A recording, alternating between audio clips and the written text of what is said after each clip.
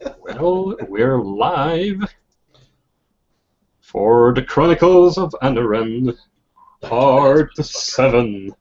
And I'm doing the Chepe Le Pepe voice. Welcome to Chronicles of Anoren. This is Part 7 of a beautiful game that uses this superb fantasy setting and, of course, this game as a game engine, GURPS Fantasy, to be precise. So this game will follow up, I think, Anoren 5, if I'm correct. The events that happened in Anoren 5. So I would like to give a moment to each player here to introduce their character or reintroduce them quickly, just for good measure. Maybe Brandon could go first. All right. I am playing Eff'Meera, the wild desert witch, seer, and magic user, who, after last session, discovered a surprising revelation that in fact, the friend we were looking for was not in fact where we were looking for them, and we had been possibly tricked or fooled into heading into the most dangerous part of the city, and just so that we could get, ambushed or defeated or something. And we encountered some kind of creature there that I defeated using the power of the sun. And now I have a newfound respect for the sun. All right. And Fred, Yes. would you like to introduce us again to the very important, the very powerful being that you're playing? I am Eidrekos, that steel. I am a titan and used to be a Lanterneer that watches over this dark part of the town called Seb? Karali. Kari. And with the Eff'Meera and friends, lately we've been lied to and manipulated to go back into the way the black what was it, the black ways, and to finally find out that we were tricked by and informed by the same creature that we confronted at the end of which was the dark master, or mistress, as she's a she. Yes. Yes. And fleeing, we found the exit at the other end of this labyrinth of darkness. And After 5 days. Yes. And yes, we survived, and so we've become legend ourselves. Because not many people make it through. All right. So yeah, and last time you were in the company of Akim, the lizard man, an ex-gladiator who became a free lizard man. So of course. Since Tim is supposed to join, his character will be around, but maybe not active. He's baiting the story. Yeah, just assume that he may pop up during the story. So, all right, our story begins at an oasis that is several days northeast of Karali. It's a small village. The locals calls Mimiru, which means small camel in Anoren. You are resting for several days now, since the crossing of the Black Ways. A task thought to be impossible. The people of Mimiru have been generous to you, very generous, bringing you water, food, cloth, shelter. You are in fact sharing a large tent with a Minari called Eban al-Akar and his vast family. So now you are well rested. If you had any hit points removed from your character or fatigue point, you gain them all back. Okay. Okay.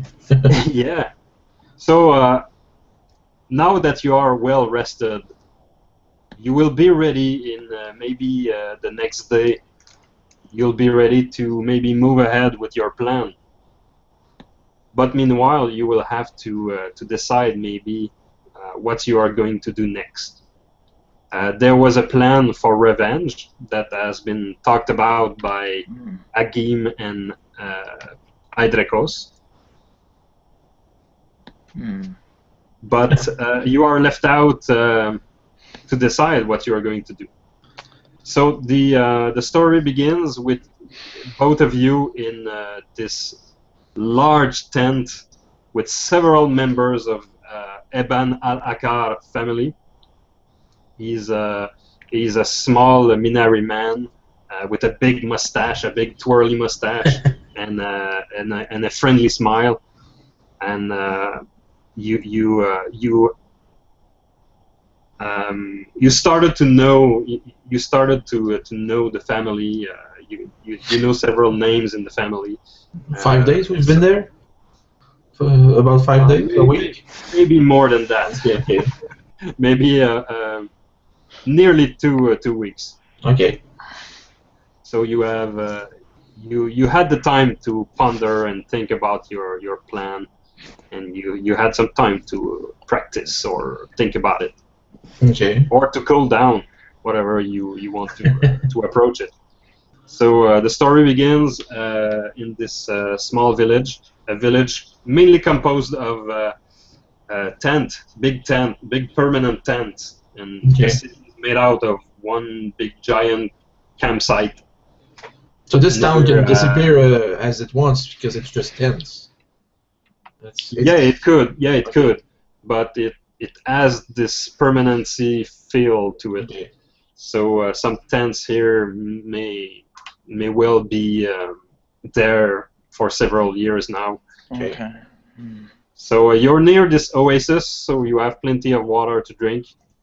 The water is coming from the mountains that are nearby. Fresh, cold mountain water, refreshing water. And for today, you are at the end of the day. The sun is setting slowly at the horizon. The air is getting colder a little bit, and you know that the darkness will arrive in a few moments. So, what are you doing at this moment? I guess I'm sort of at this moment I would be meditating near the sort of where is the water coming from? Is there like a source of the water? The oasis seems to be fed by a small river that is doing a snake-like path in the desert, and a part of it goes underground. So at one point, the river just spout out of the earth, but you can see like a line in the mountains giving up the position where the water could be coming from. All right. And there is in this chain of mountains, there is only one mountain that is very, very high into the air, with white on it, a strange whiteness to it. something that is unknown to your people. Somebody said that up there it's very cold, and the white stuff may be like a powder of sort. And Just snow. Damn it. yeah, but the rest of the I know, I mountains know. around are gray and dark and rocky and stone-like. Yeah. All right. I would just sort of be meditating near the river and just sort of like closing my eyes, relaxing, sort of taking in the sound of the calm. Might not even make a noise. It might just be really calm of the water. Reflecting on this idea of revenge, because Eff'Meera isn't really a very vengeful person, so she's sort of wondering, like, should I feel like okay about this? She's very, forgiving sort of person, unless like she is very she has a good sense of justice, but like she's also very like sort of outgoing and friendly, so part of her is just sort of wondering, like, should we seek revenge or are we better off just letting this go and sort of thing. And she wants revenge and she's angry, but at the same time her calm sort of focus is sort of leaning against it in the same way. So she's just kind of meditating on that idea. What does she want to do? Does she want to go after these people and get them back for what they have done, or is she going to forgive them? She's not sure. Okay. Could you roll me a meditation skill roll, please? Yes, I have meditation. That is a 12. Right. Rolling. Oop. That is 6. Oh, exactly what I needed. How about that? That's good. So you have it. Yes. All right. So you meditate, and you said that you look up on the mountains. Mm-hmm. Okay. So at one point in your relaxation and meditation, you see a woman coming from the mountain and walking towards the village. Oh. And as you continue to meditate, she walk, and she seemed to walk straight at you. I see. And a moment passes, and this woman start to you start to see her features, and you can see her eyes now and her smile. She seems to be a Minari woman carrying a large urns or a bucket of water, and she walks straight up to you, and she offers you a drink. All right. I take a drink. Yes, I take her, whatever the urn, right, and just sort of. Okay, as you sip the water, you realize that it's not water, but it's more like fire water. It's more like it's burning your tongue, like alcohol.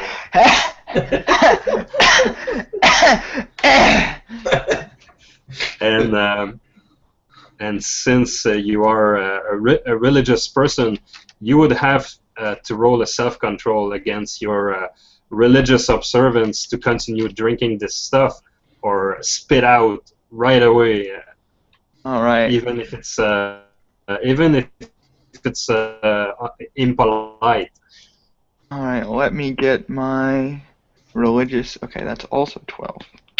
So, doop doop doop doop. Where's the other? There we go. 2, 5, 4, 9, 11, and that is under 12.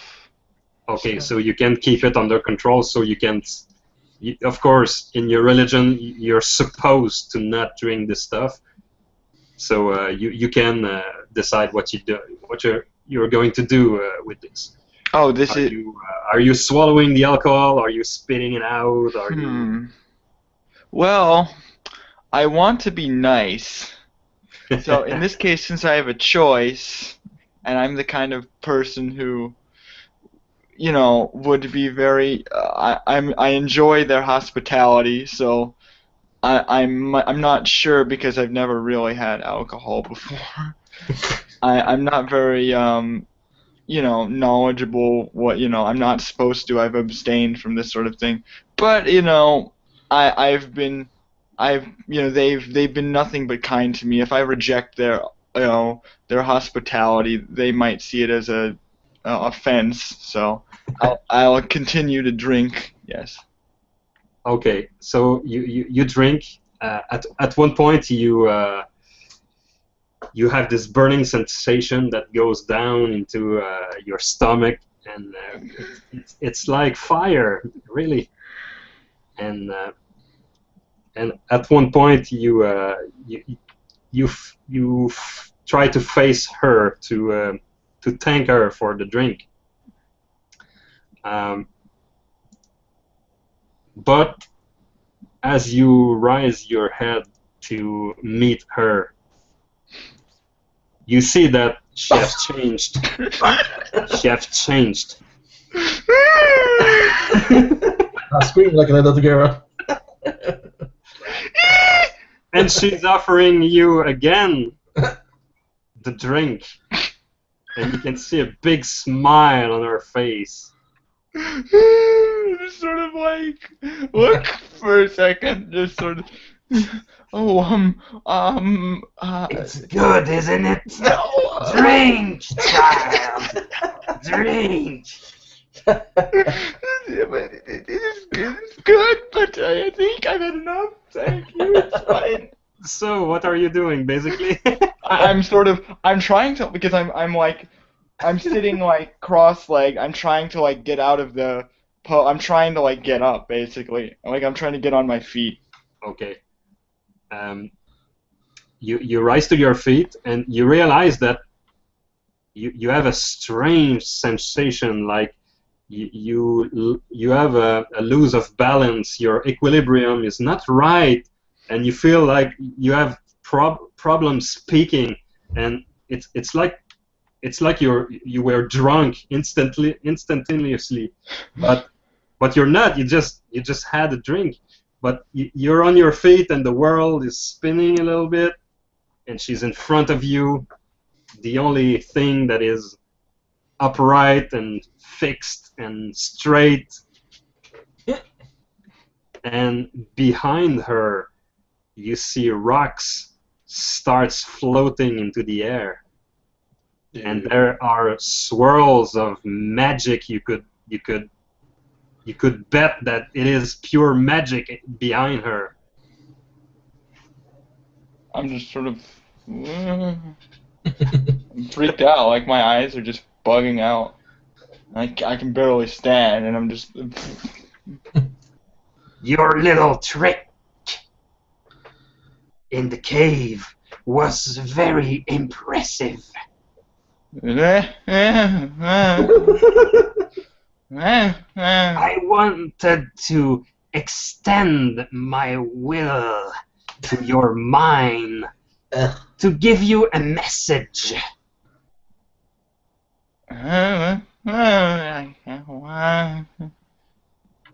One strange thing that I found fascinating with you is that your sleep seems like an open door to you. Very easy to, well, use. My dreaming.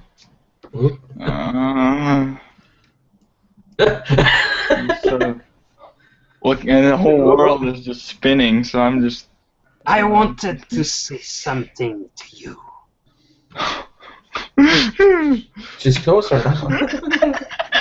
Do you remember what we talked about in the cave, you and I? I don't know, I just. On the possibility of you serving me.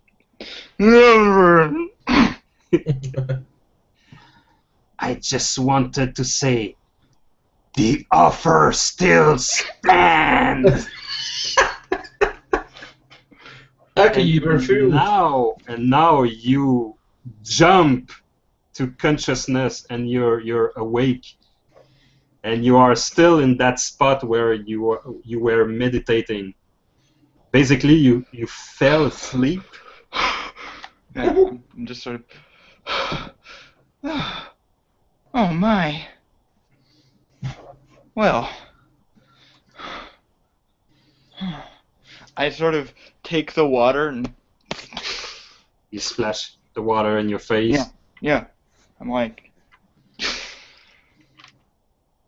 And then you have this voice behind you. Are you okay? Yes. You see an old Minari woman with the same style of clothes that the other one had in your vision. And she have a bucket. I am fine. Yes, I am okay. I just drifted off for us. You're one of them travelers, are you? Yes, I have traveled here from through the Black Ways. Yes, that is what they call it. Yes, you are one of those who are staying at Eban Halhakar. Yes, that is him. Oh, it's a pleasure to meet you. I'm just here to take some water from the oasis. Oh, am I in your way? I'm sorry, and I just sort of. Oh no, there is plenty of space. And the old woman start to take water from the oasis. And I'm sort of just getting up at this point, like, sort of trying to get to my feet again, and I sort of look around as if I don't believe where I am, even though You can see a I'm awake. face. You can see a face in the water, a face that is not your own. A face of a dark mistress of the shade. And as the woman plunged her bucket into the water, the ripples erase this face, and you can see this face laughing, smiling at you as it goes away. Well, I know someone's gonna sleep well tonight. The trick is she never sleep well. No. I'm sort of reminded actually of the time when I had these sort of conflicts and these dreams with the Grey Wanderer before. When that happened, it similar, but this mistress is even more aggressive to my mind, and it's sort of like reminding me, but I feel like she is being even more aggressive, and I am sort of afraid. Actually, I am actually like afraid, and I sort of try to move towards the tent, and I want to speak to someone about this. Possibly. You have experience in the forces of magic. Yeah. But this person, this being, this creature, it's like something else. And yeah, you have the right to be afraid. Probably you are the only person in the old kingdom to have experienced something like that. Mm-hmm. So let's go for a minute, see what Eidrekos is doing. Well, as the sun sets a bit away from the tent, Eidrekos is just with his pants shirtless, with the two-handed sword in his hand, and making spins and maneuvers and all sweaty at the same time, and as we can see all the scars on his body from his jobs and his lifespan, as we say. The Nate pack. Yeah. Six-packs are for losers. And with mastery and ease, he spins this large two-handed sword one-handed from one hand, making maneuvers that would cut a man in two. And this has been going on since noon. So it's been what we call the thousand cut training. So from noon to up to the now, he's been doing 1,000 cuts to own his body and his mind. To at the same time thinking of what their next step should be. And that's pretty much it. What he's doing. All right. Eban Al-Akar, your host, Yes. is smoking a long pipe, watching you since noon. And he's a very laid-back guy. Mm-hmm. And the business is in his family, in his tribe, is going well. He doesn't have to work that much. Does he trade? Is he using the water as money, or is he trading with that, or? You have noticed a lot of talks about camels and horses. Yeah. Okay. Yeah. Okay. So they're camel raisers. Yeah. Okay. That would explain also the camel Camels. steak for for dinner. Oh, now I get. And the name of the town. So he's watching you, and he seems to have a problem with his pipe.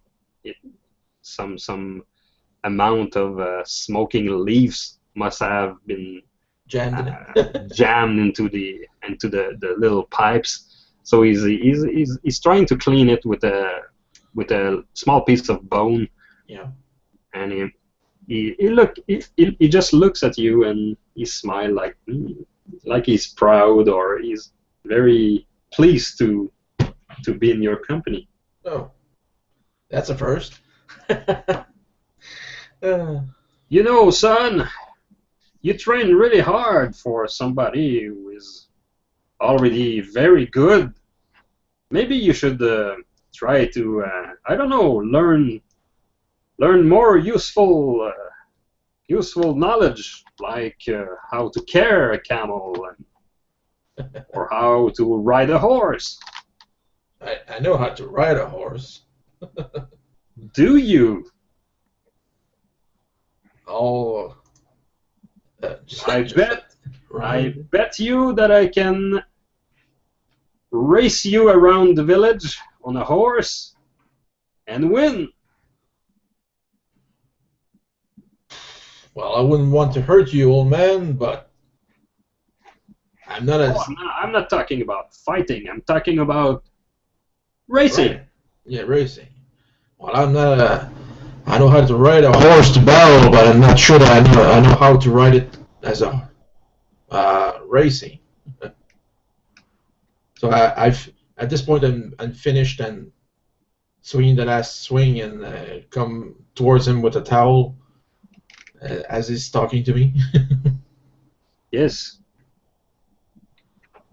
Or maybe you would prefer to fly. Aha! I think you smoke too much weed. Oh, there is maybe many herbs that I smoke, but they always keep my head straight. I saw your face when these winged folk come here to drink water and go back to the mountains. I saw your eyes.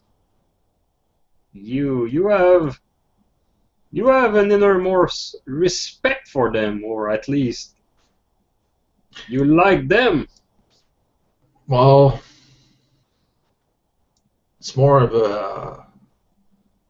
It's not a religion, but more of a belief that my nation's people were blessed by creatures of that we call angels of justice, and I'm still. Well, you said that your people. You've talked often about your people and your people. Can you be more specific? Who are you? Who are your people? Well, I am Eidrekos. I am a Titan. What's a Titan? We are blessed to have been I'm gonna have to go check my lore. It's all right, son.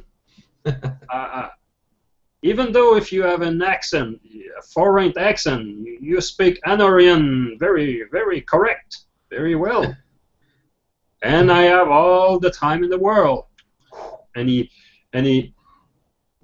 blows some donuts in the sky. Well, I'll sit beside him, and my kind is what we called the blessed blood. We are Blessed blood. we are we are blessed blood of dwarves and human in unison. Why does it look painful to talk about your people? Well, You look like the proud kind of Titan. I'm far away from home, and Well, maybe you should return to your home. You see, I am a man of the land, and this oasis is my home. well, we're kind of a stubborn kind.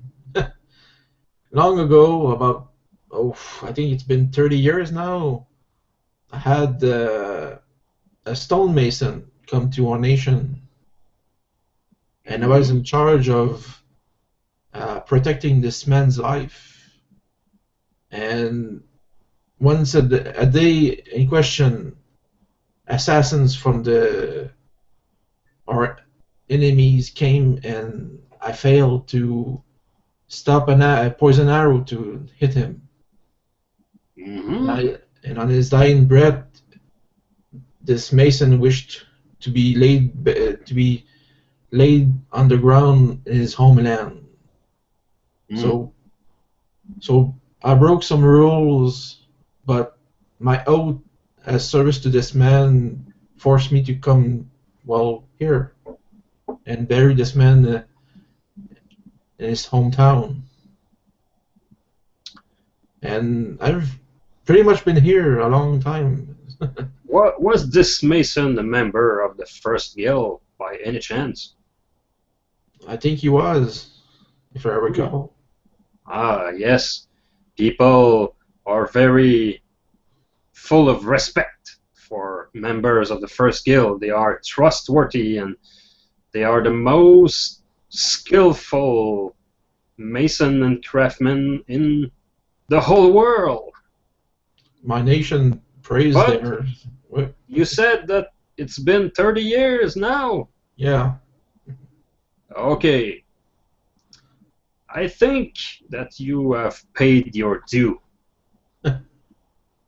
I don't know about the things you are going to do, you and your friends, but you should. You don't look like a man that is at peace with himself. You should maybe try to either open up to religion or return home and be at peace finally. I have no wealth, and the only wealth I have is on me, old man. I volunteered to kill the things that lurked in the darkness in the city because I was a warrior and good at killing things. And I thought I would eventually die in there just to kill those things, but here I am, still living, and Yeah, but killing things should be a last resort. Should not be a profession or an active occupation. I'm a soldier. I was made for this to go forward and crush our enemies, fight the abomination they created with magic and all sorts of things. What you need is something to do when you are not soldiering. And he takes out something out of his robe, and he gives it to you. What is this? And it's a small package. You unwrapped it easily, and you see inside that someone have carved a long pipe out of ivory, a piece of bone, or ivory, yeah, ivory, and the pipe looks brand new. Someone made it recently, and there is a small pouch of smoking leaves with it. This is... Wow, thank you. May this pipe be the first step in a new direction in your life. When you came through this crack with your friends, we thought it was a joke, but we listened to your tales of horror, and now I am convinced that you saw something in there, something no man should see ever. But you should be at peace now, and may this small and humble present help you deal with what you have saw there, and maybe find another meaning in life. Okay, Bye. Well, so how do I do this? Like, I just asked you to show me to... Yeah. So... Well, he proceed to fill my pipe. to fill your pipe and to prepare it and to clean it and blow into it, and 1 minute later you have this joining the old man.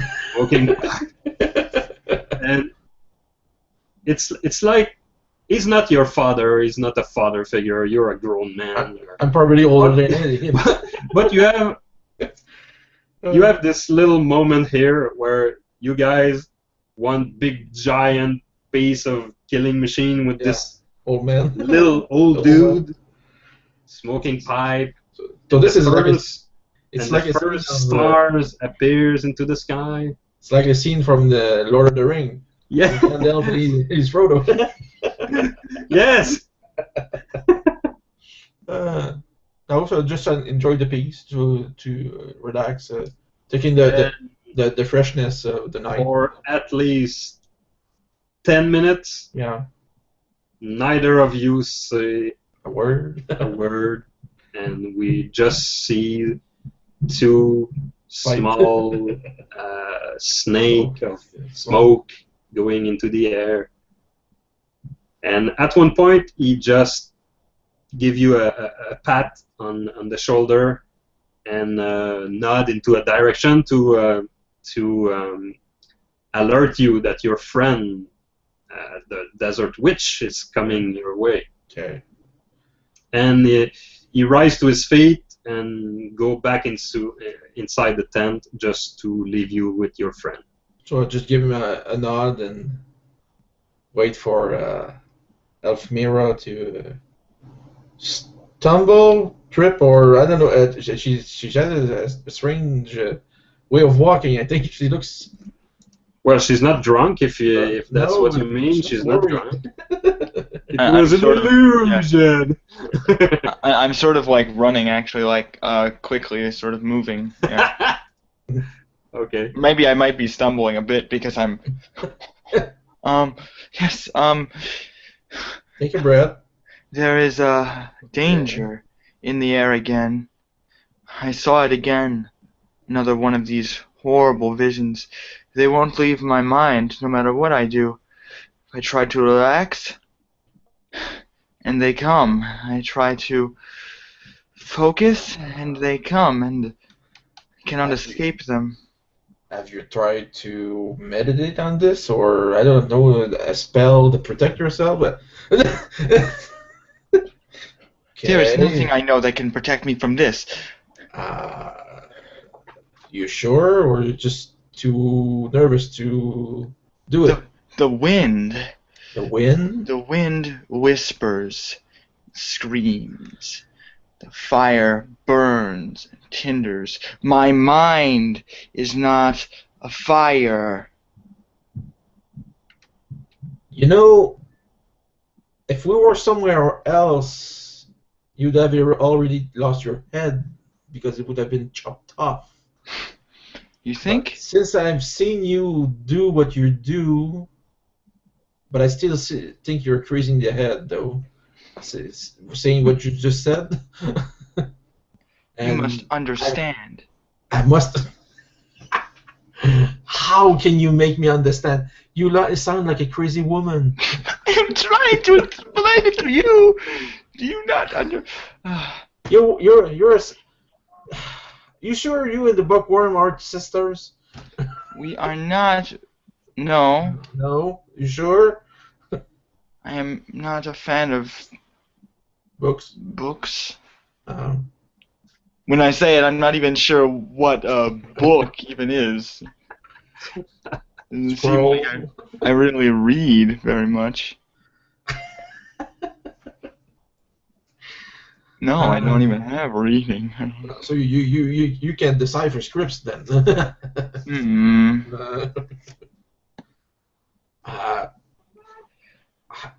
Give me a monster to slay. Give me a man to kill. I'll do it, but I'm no wizard or sorcerer or whatever you. I'm just sort of we need to figure out. We need to figure out what we are going to do. These forces, they are pressing on me. These forces have a name or a face that we know? Face? The world itself is speaking to me, giving me messages. And what those messages say? Well, it is very unclear exactly what we need to do. We must decide if we are to seek revenge against these people who have wronged us. Which is good. Or finding out who betrayed us or wanted us dead. Yes. I think that would be the best course of action. We must find these people and punish them somehow. Oh, I know how to punish. You just need to figure out how to do it. They have thrown me into this situation, and there is only so much I can bear. You know, you're like a pot of boiling water that's about to erupt. You're unhinged. Sort of. You look like. Yes. And I'm just sort of thinking about it.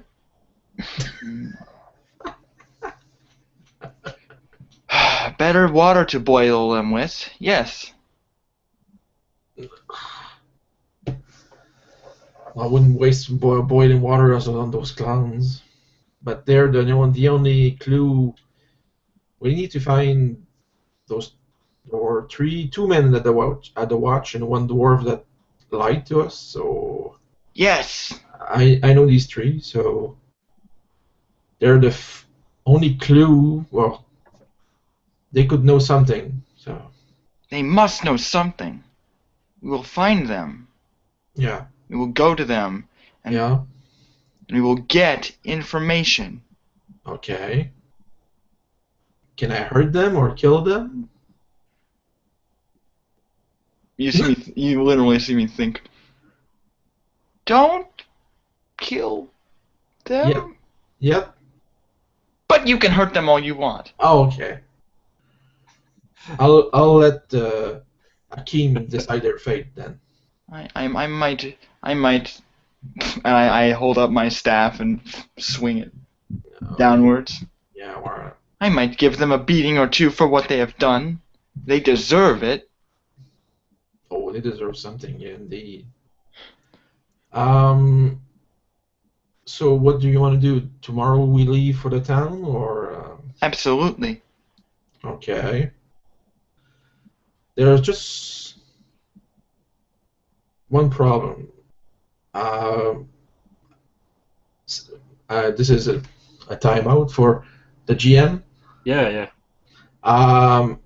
Concerning the mark I have now that I've crossed, do I need to make it a change, or I mean, do I have to take an iron stick and my forehead and cut it out? I mean, Well, it's a full-fledged tattoo on your forehead okay. with writings and marks and what you have done. Mm-hmm. So unless you find a way to remove the tattoo, you will have this. I think it's this on your sheet. It's let me check. Yes, social stigma. You're Overwatch Lanterneer. So anybody who sees the mark will deal with you more cautiously, and Okay. people will have a tendency to not open up to you. But Okay. you pretty much can live a full life with this mark. And Okay. But I mean, we've crossed what was supposed to be uncrossable, and yeah. in the lore of the watch, if you cross the waist, the tattoo has to be changed, or I mean, it has to mean something else now, or Yeah, technically yes. Yeah. If you're a criminal and stand into the black ways and but okay, you so yeah, I'm not successfully criminal. Yeah. you successfully cross the black ways, you are a free man, and you would probably have to undergo a special procedure to receive a final mark on your forehead. Okay. But the thing is, you went there undercover. Yeah. It was not. You had to pull some strings to bring your friends there, and this was not something to be talked about. Because someone else was pulling other strings. Yes. So concerning, you would gladly have this mark enhanced on your forehead to tell the people, yes, I have made it through the black ways. But nobody else knows. But who will vouch for such a procedure? Who will say, yes, these men have undergone the black ways? Wait, and of course, I wouldn't need to get a tattoo. Would I have to get a tattoo? No. Unless you want people to to know. But the thing is, you would have to return to Carolee and go back to the Overwatch. Start over. plead your case, and this is not what you would like to do, right? Yeah. No. Fine. Well, yeah. Okay. Fine. So we'll just have to be more discreet. The armor in question I have is from the Overwatch. I'll have to trade in with the village owner if they have something similar, but that doesn't have the markings of the watch, and a big hood. How was it? Sand cloak, a big sand cloak to cover my features. It won't cover my size, but at least hide my features. With a big scarf on the face. The armors of the typical Lanterneers have metal rings attached to it, just because the Lanterneers have needs to strap equipment and lanterns, and so you could rip off or take out all these rings with a small hammer and or a crowbar or whatever, and you could remove all these rings, so that only on close inspection your armor could reveal punching holes, and you could cover it with a sand cloak, and that would complete the disguise. Well, I'll work with that way to change my appearance. Yeah, just because the typical Lanterneers they have a patchwork armor, so everyone is unique a little bit. Yeah, they're criminals. They're not an army. They're just individual. So it's not like if you were wearing the Royal Guard armor. Yeah. Okay. This one is most difficult to hide. Yeah. Okay. So pretty much I'm gonna work on that into the night to be ready the next morning. If Eff'Meera has anything more to plan, or you need to sleep. You look tired. Well, you hear sounds of bickering at the edge of the village. And some hoof sounds or noise. You can get out you can get up and go check out what it is. I would. But you eventually figure out that something is going on at the edge of the village. Okay. Well, it's been tranquil for 5 days. We could go and see what's happening, and now you know Eff'Meera is gonna go see what's going on anyway, so I'll follow her. So. So you can see a dozen of cavalier or riders on horses at the edge of the village, and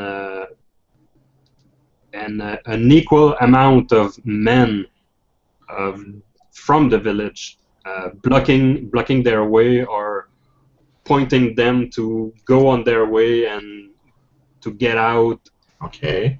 And you can figure out you being pretty much smart people that these guys are not welcome in Minari, and some of the villagers, some of the Minaris are in the process of pushing them back. Okay. But visibly, these riders looks armed and of the warrior type. So what are you doing now? Do they seem familiar? And like, have I seen any kind of warriors like this? For the kind of armor, like. They are dressed like Minari people. Okay. Of course, you being one of them, they look familiar, yes, but it's a little bit far away to recognize any face or. And they're armed. So clearly. is the old man over there? The old man is there. He's inside the tent with his family. Can I recognize like what kind of weapons they have? Sure. There is. You recognize some have a scimitar, some have kukri, or what's the other one? And I will beat myself to it. The falchion. Oh, okay. Pretty standard Minari equipment. It's not strange to see them out here, but to be armed like this. Yes, it's a little bit strange. Usually Minari are less armed than that. These guys have armor and leather armor, and they have equipment. You know, those are raiders. They are not riding light. They are packing some equipment, and they are ready for a fight. Okay. the ones on the camels are pretty much from the village. I mean, these are faces of people we've seen in around Ebem's tent or in these parts. I mean, What do you mean? I mean, the ones that are blocking the riders are people Yes, from this or part. people from the village. Okay. Yeah. And they're speaking in Minari. Are they screaming, "No, you can't"? I mean, are there words that we can hear? It looked like a bickering scene, so yeah, you have the feeling that some kind of exchange like that is happening. I would probably It's try to it's get a closer. blend of several Yeah. persons speaking at the same time, and you have Yeah. some who are pointing like "go away," Mm. and these guys are most of them are stationary, Okay. and you have like one or two on their horses trying to taunt Yeah. some of these guys. Okay. Well, with Eff'Meera, I'm gonna approach the villagers from behind to say we're from here, or anyway to see if we can come close to a villager and ask what's going on, or. And I mean, I would simply just kind of greet these riders, because I'm naturally just sort of kind to strangers. Okay. Your greeting effort goes Ignore. totally unnoticed because of the bickering scene going on, and as you approach Eidrekos, you see one of them, the first one, who is on a black horse. He's a fairly tall guy, a little bit slim. He's actually he's dressed like a Minari, but he's actually a Nebahin, a dark-skinned person.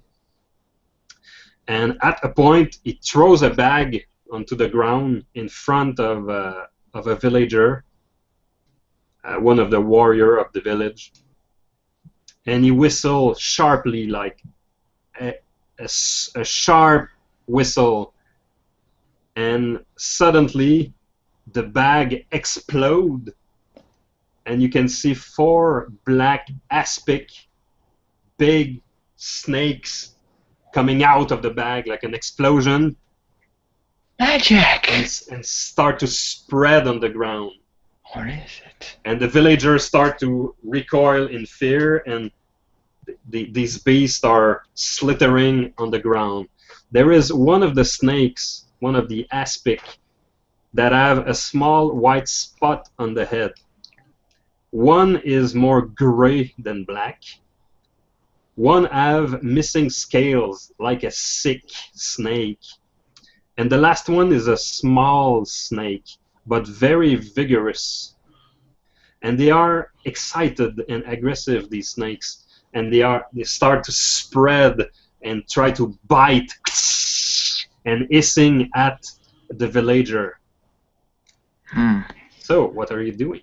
I am going to jump into action. Yeah. If that's So, okay. yeah, you could go and do what you like. All right. I was thinking that I would take my staff and sort of sweep it downwards towards these snakes. Okay. One of them, maybe one of them that maybe not too close to the villagers, but just the one I see. Okay. You want to approach a snake and try to broom it with your stick or something like that? Yeah. Okay. Okay. The snakes are a little bit faster than yourself, so you close in. Let's say from the 4 snakes I described, let's say the grayish one. All right. You approach this grayish snakes, and he's like a yard from you, a meter from you, and since he's a little bit faster than you, as you raise your stick to broom it away, he will jump and try to maybe have a bite of your ankle or your leg, So they slither on the ground very slowly, but as you prepare an aggressive move, he just jumps towards you, and he will try to hit you. Okay. So let me load up the dice stream. Yeah, 15. All right. 1, 2, 3, go. So it's a success. So All right. unless you dodge, or you could parry with your staff. Unless you succeed, you I think I'll go for a dodge. Okay. Because I want to use my stick to sort of sweep. So I'll dodge out of the way. An 8 on dodge, and that is not good enough. That is not enough. All right. I will have a look, just a quick look of your equipment. All right. I do have boots. You do have boots, which is great in this context, and you have leather pants too. So you're fully protected. Let's see if their bite is enough to bypass this protection. So they are doing a very small amount of damage. I'm gonna roll it on dice stream. So okay, so basically your boot protect you from the bite. It's like a die -5 or something like that, and your boot protect from 2. So you can see the snake teeth impale into your boot. You can feel a sting. You can feel the point where they are trying to pierce, but the leather of your boot is holding on for the moment. And now it's your turn.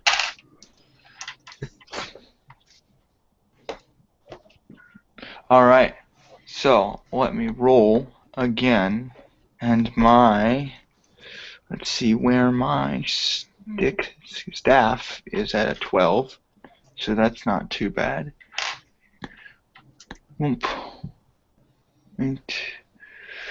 Oh well, I tried. So it's not a success. Yeah, I'm sort of like almost when it sort of bites into my boot, I sort of stumble and my staff just sort of goes wide over the top of its head. Maybe it's one of those cases where the staff is very good to hit somebody very far away, but when the person is like stuck onto you, it's very hard to. Okay. Okay, but at some point, the fact that you are struggling to hit the snake, at a point it just fell on the ground and started to slither again on the ground, and you could see two drips of liquid sliding down your boots, and being a Minari yourself, you know that a bite from these snakes can be very fatal. Oh no. Yeah, you can die like 3 days later or some horrendous situation like that. Eidrekos, do you want to do something? I unleash one of my spears at one of these beasts. You don't throw spears, you unleash! I'm like a siege engine. Alright. And one of the 3 that are nearing one of the villagers or something. So. Okay. Do you want to try it to the big one with a white spot on his head? Yeah. He's got a target. I'll go for him. Okay. You have a -1 to your throwing skill because of the size of these snakes. Okay. They are very long but very narrow in body. So they're not anacondas. No, they're too aggressive and too energetic. So it's gonna be. Takes me a 10. And it's a miss. Well, it's a critical fail. Yay! It's a 17, right? Yeah. It's a critical fail. Can you roll me on the critical failure No. table? No. 3d6. Yeah. Where were you when I needed you? 9. Okay, so basically you drop the weapon. So instead of throwing the weapon, something happened and you just lose it, and the spear fall like 1 yard in front of you, and you continue your throw like, oh shit. Too much sweat in my hands. Yeah. Maybe it was the pipe. Pipe smoking. Damn pipe.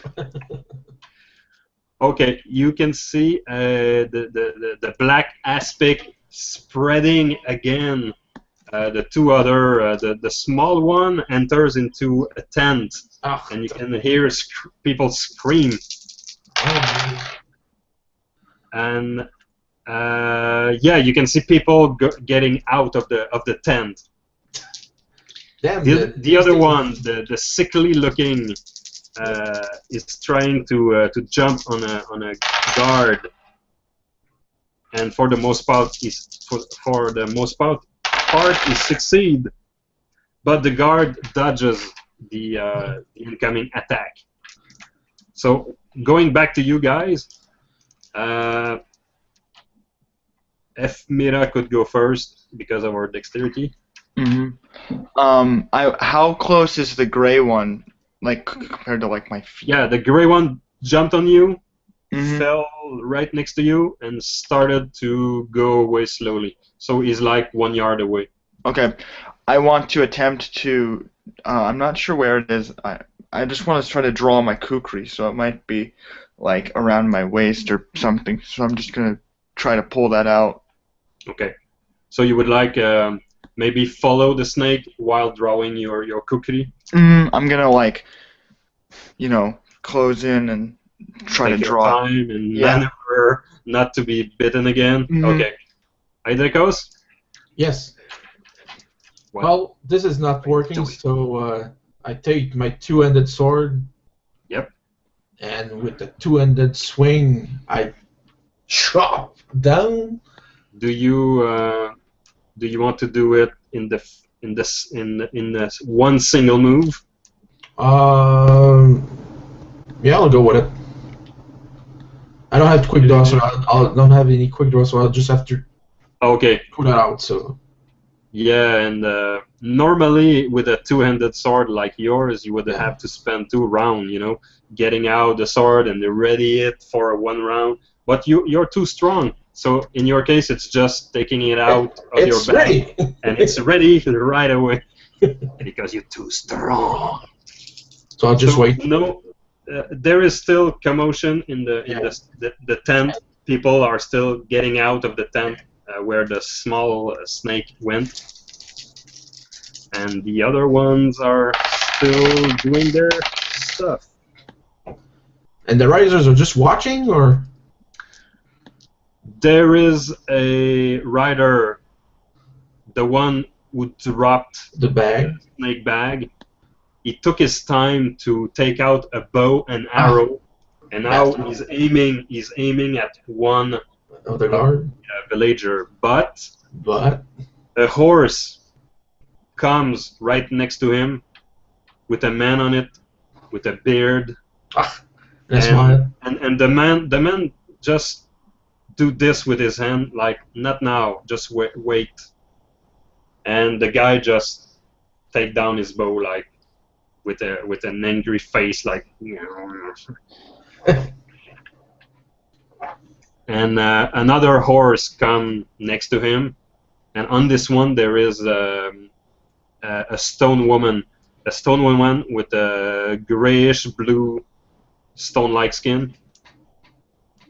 And they're both watching. They're not drawing any swords or anything, but they are ready for battle if something would happen. Okay.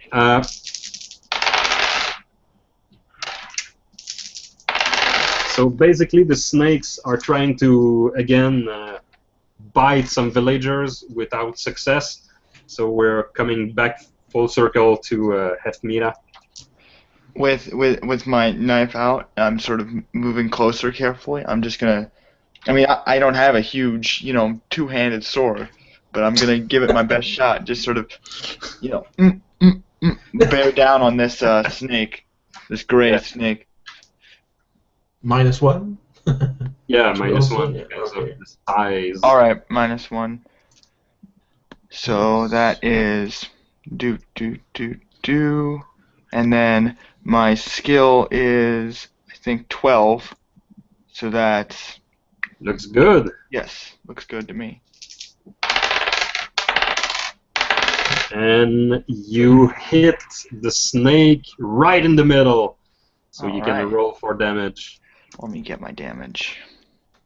It is right here. It is a direct hit. Yes, awesome. And I'm doing a swing, I think. So that'll be Oh yeah. okay. That's the way to go with snakes. A big wide swing. So this -1 cutting. Cutting. that'll So be 2 multiplied 1.5. by 50%. So you're doing 3 damage. Okay. So he's basically half dead. Yeah, you open up the snake. You can see some blood, and the snake start curling, and he's not moving. He's stationary, and he seems to have lost the ability to slither or to move.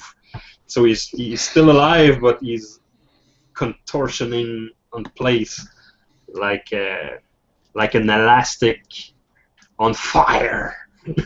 I did want to ask something actually, if Yeah. possible. Do these snakes seem natural to me, like the color? Because the coloration seems a bit off. Do they seem like natural? Roll me a IQ roll. All right, I can do that. Let me see, IQ. Okay, I can do that for sure. I'm pretty smart. Yeah. Like 13 IQ. 5, 6, 11, under 13. Okay. First, they look really they look real to you.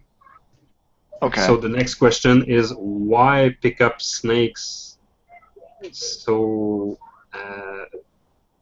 so varied in markings and whatever?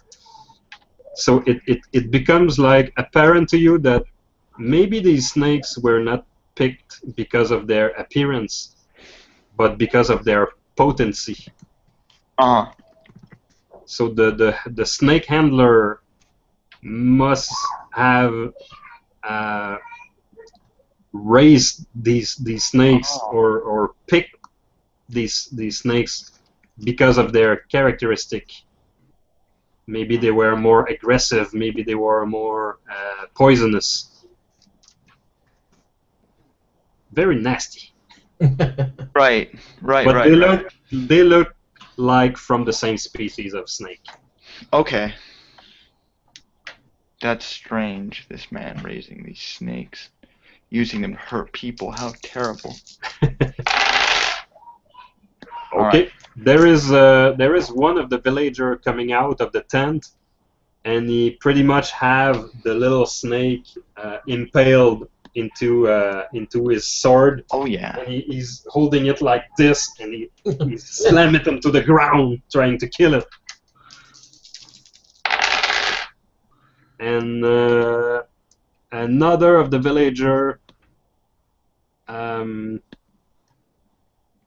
smash a big rock onto the Necro? what? The Necro one? Yeah, the one who's look sickly and like missing scales. Yeah, he smashes his head, and you see the tail do a little wiggle like this. So there is still 2 on the ground. Okay. We go back now to Eidrekos. So I go with the one with the spot, and staying at a reach of 2, since my sword has a reach of 2. Yeah. I chop down. Okay. Roll.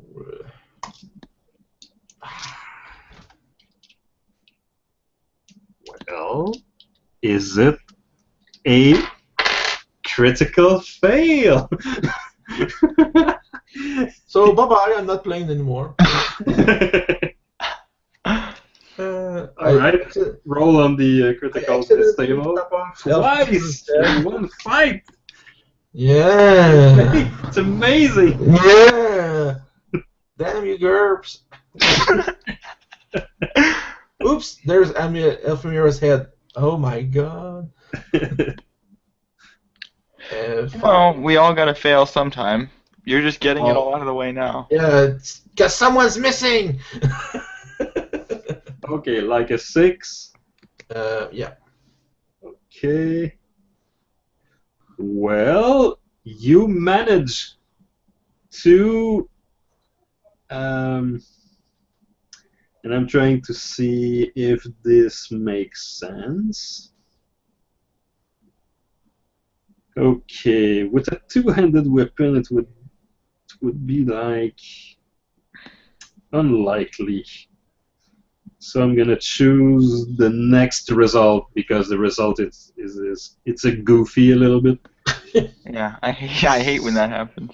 Well, I could try to explain it, but with a 2-handed weapon. Please, Yeah. please don't hit me. Please don't hit me. No, yeah. So for this round, you lose your balance.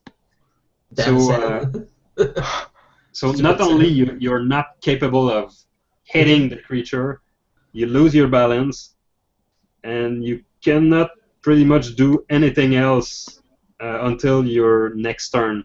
So the snake will try to snake his way around and try to bite you. This is humiliating. I killed monsters of the deep, and I'm having trouble with a fucking snake. You know what it is. In Game of Thrones, Khal Drogo. What kills Khal Drogo? Infection. Disease. Not an enemy. So you are -2 to your defense against the snake. So here we I go. hope it doesn't bite him. So it's a 12. Let me check. They have 13 in. Okay. So we have you by 1. Well, since I have my sword, I'll try to parry the and I slam it.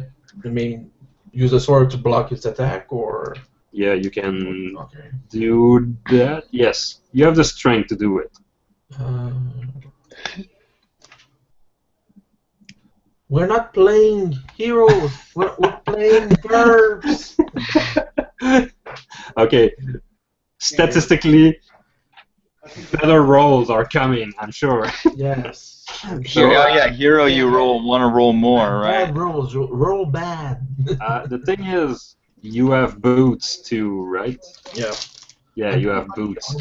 I feel like this game works for me because I normally roll really low numbers. D&D, bad. Most games, bad. GURPS, low numbers are good, so Good. it works for me. It's all bad. So, like Eff'Meera, you're one of the lucky ones who had their boots on.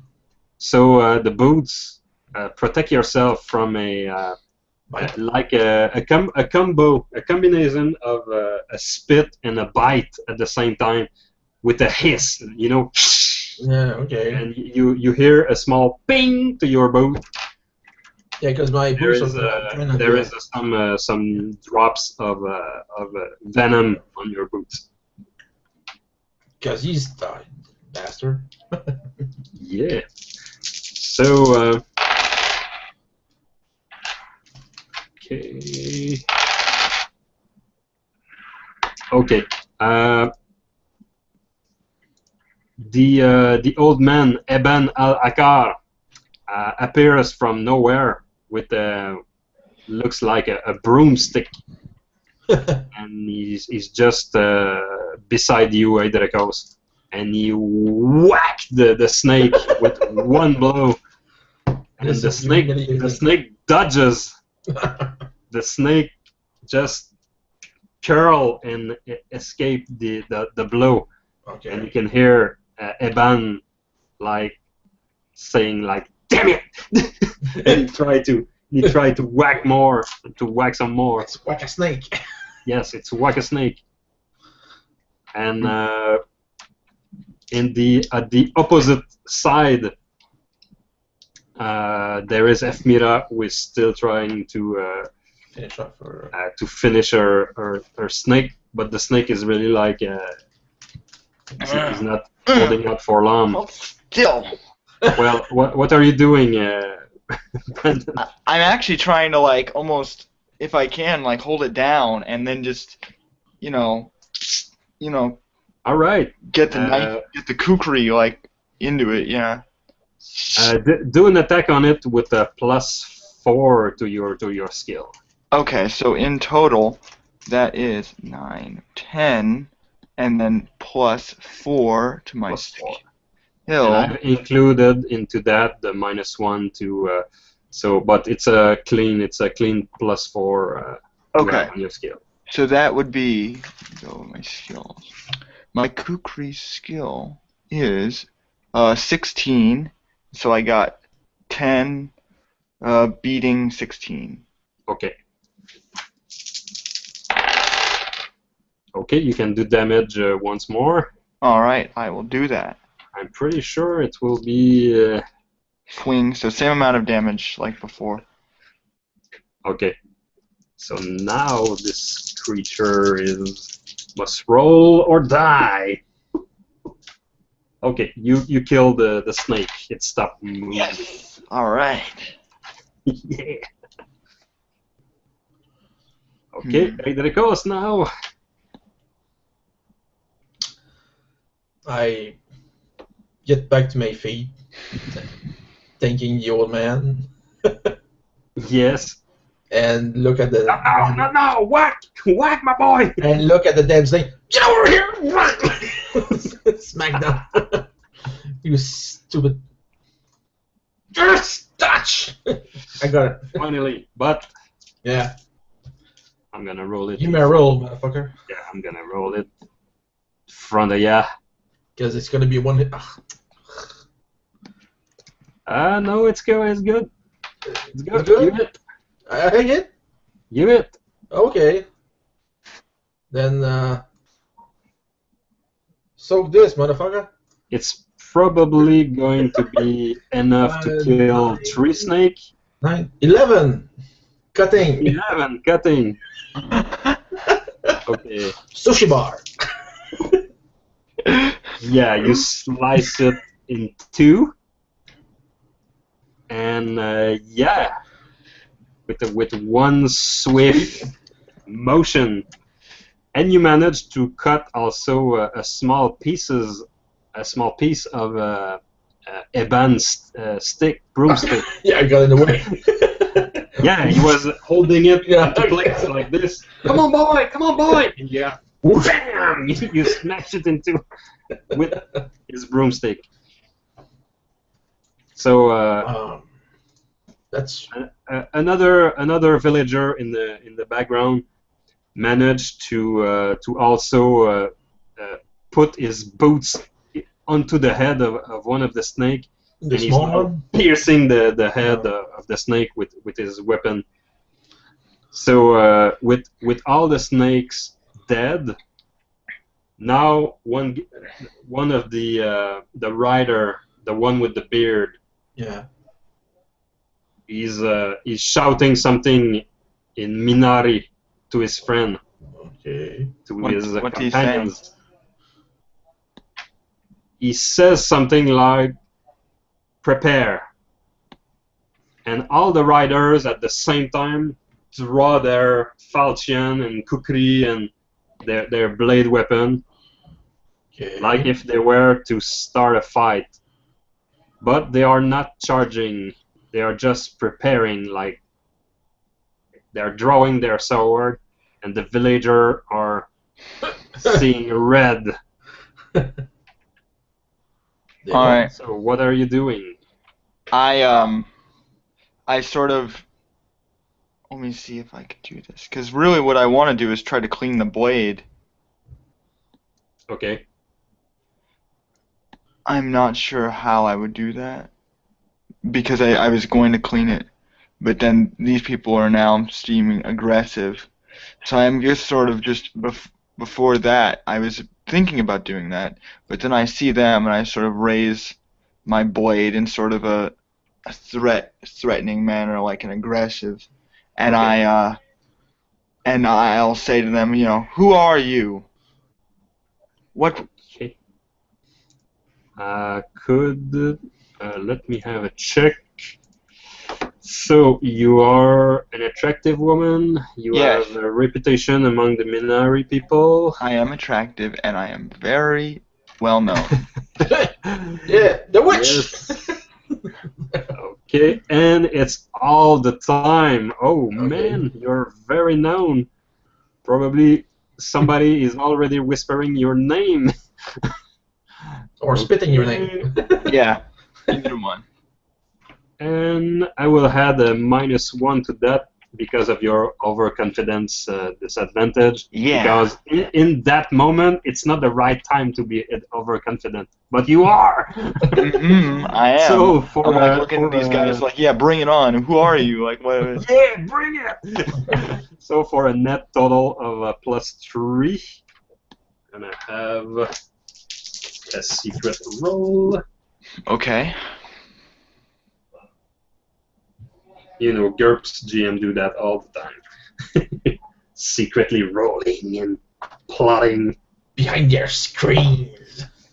Okay, so as the villager and the riders are about to clash in a savage and bloody fashion, the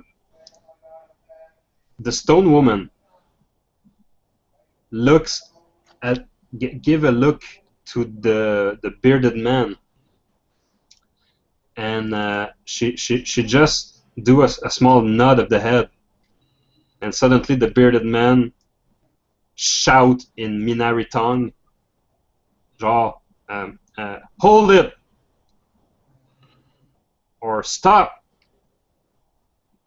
and every rider stand ready, and some of them are taking their sword back into their sheath. So the bearded man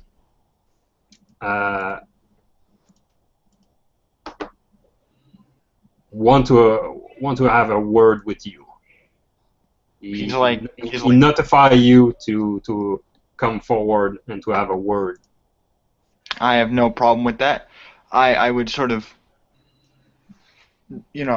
drop my, because they put their weapons away, so I would sort of remove, put away my weapon, and then go over to greet him in a traditional greeting. Yes, and he's doing a waving sign to you. Mm-hmm.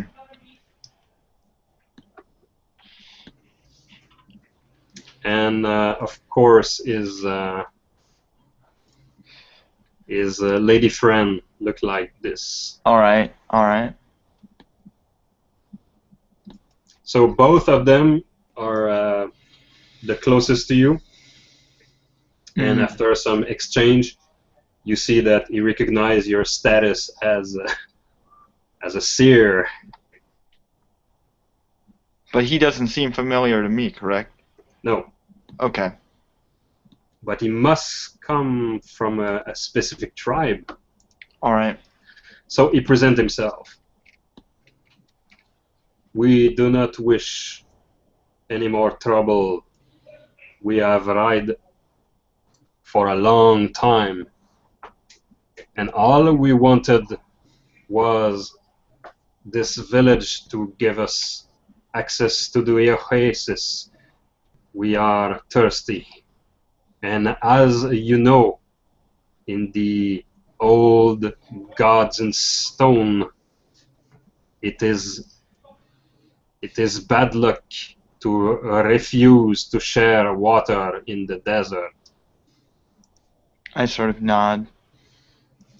You hear one of the villagers scream in the background, "You are not in the desert! This is our village! Go away, you bandit!" I understand what he means, but it is the fate of the people if they are refusing water. I understand.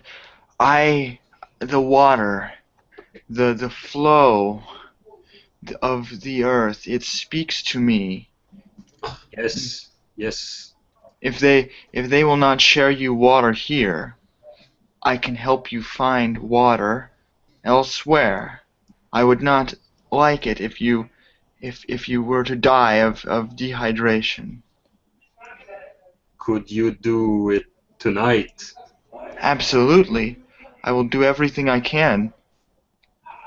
I would be willing to risk my tribesman's life if you were to help us find water. I am sorry for my manners. I am Mansur Azbun of the Waning Star tribe, and as he says that, you can hear villagers spit on the ground.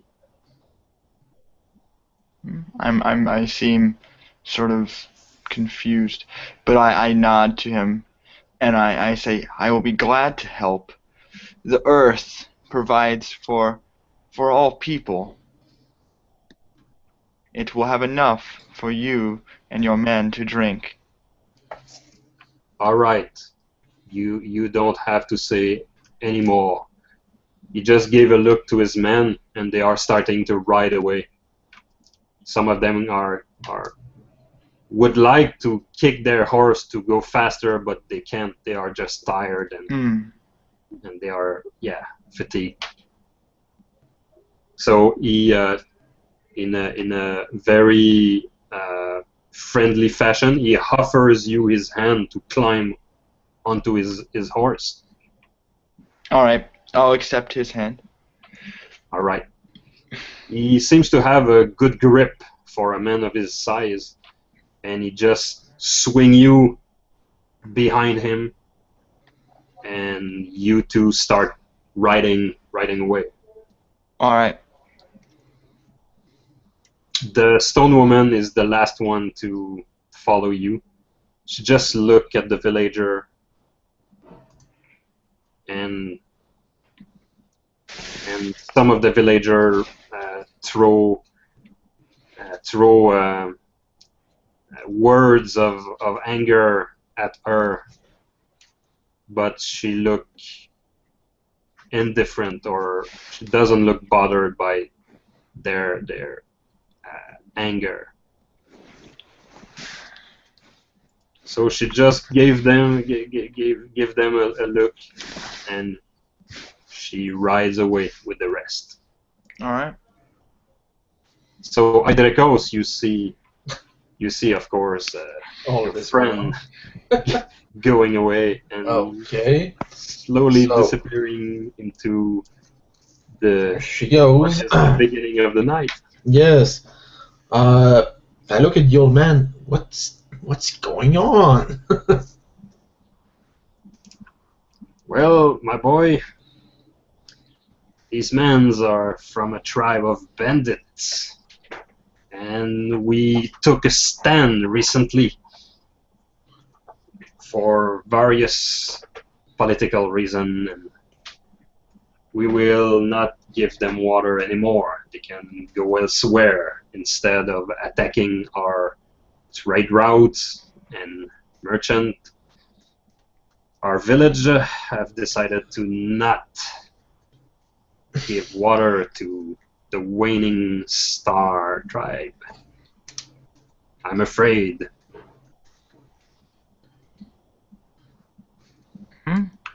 Why not?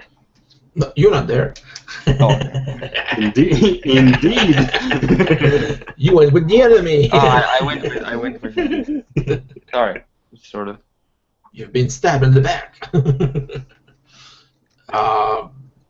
Okay, so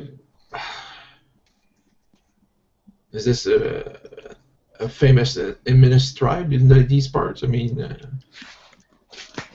Well, you're you're not Minari yourself, but well, I've been in town for 30 years, but I've not been wandering around. yeah, you know stuff about the Black Ways. You know stuff about the hidden lore of the Black Ways. You know stuff about your own culture, your own people.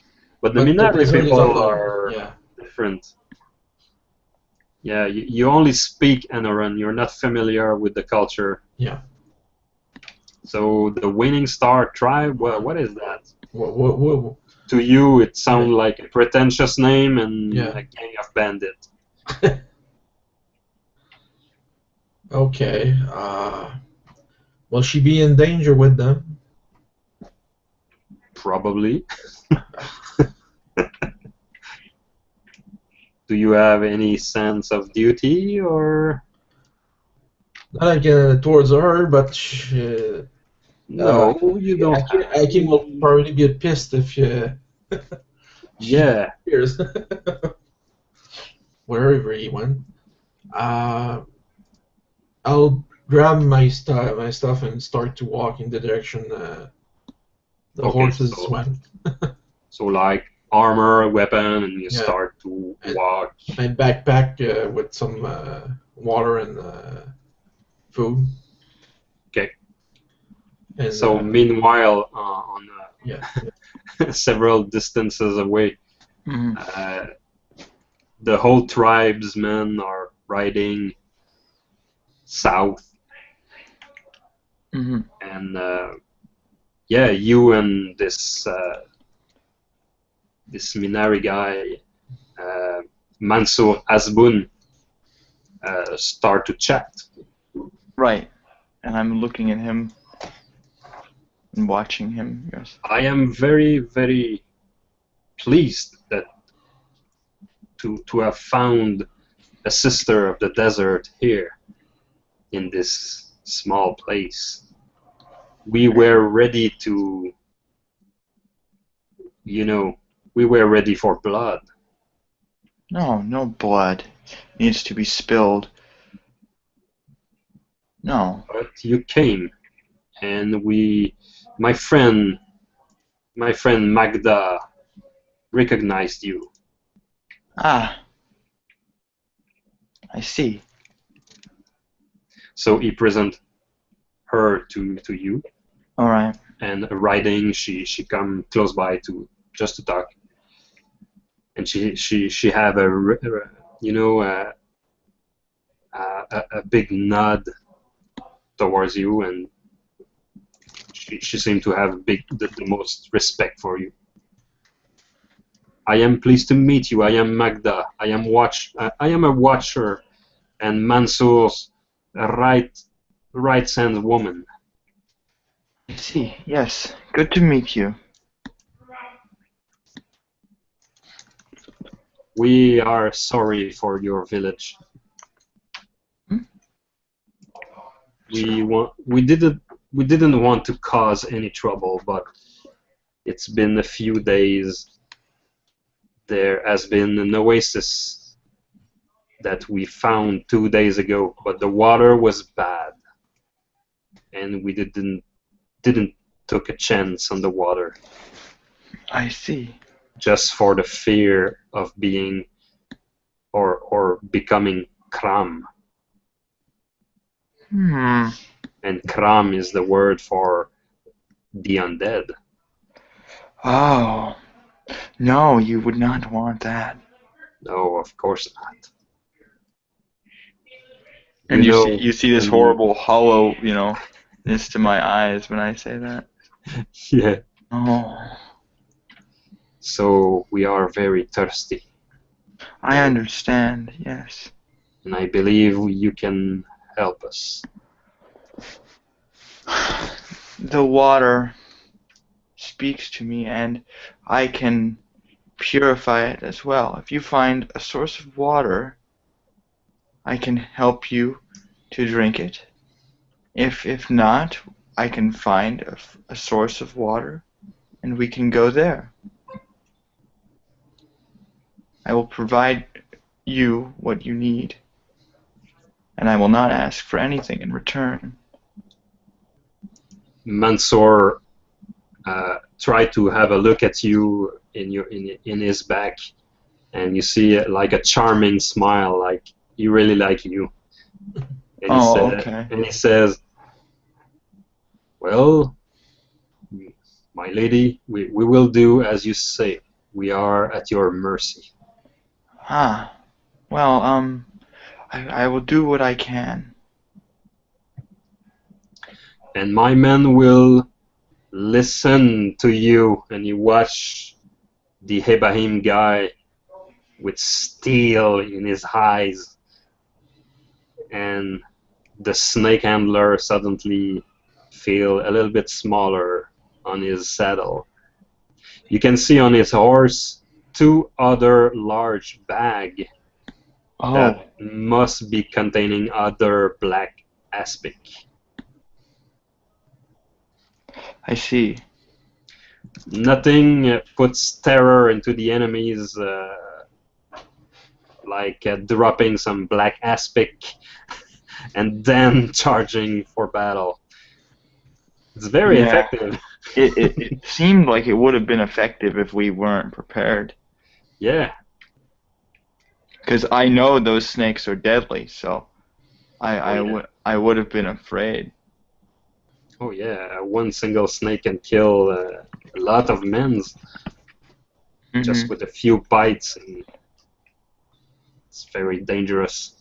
And you know that not only the bite of these snakes kill over time, but the bites are actually very painful. Oh. It's like burning under the skin. It's like Oh. it's terrible. Even if you don't die, you are in excruciating pain. Yeah, that sounds bad.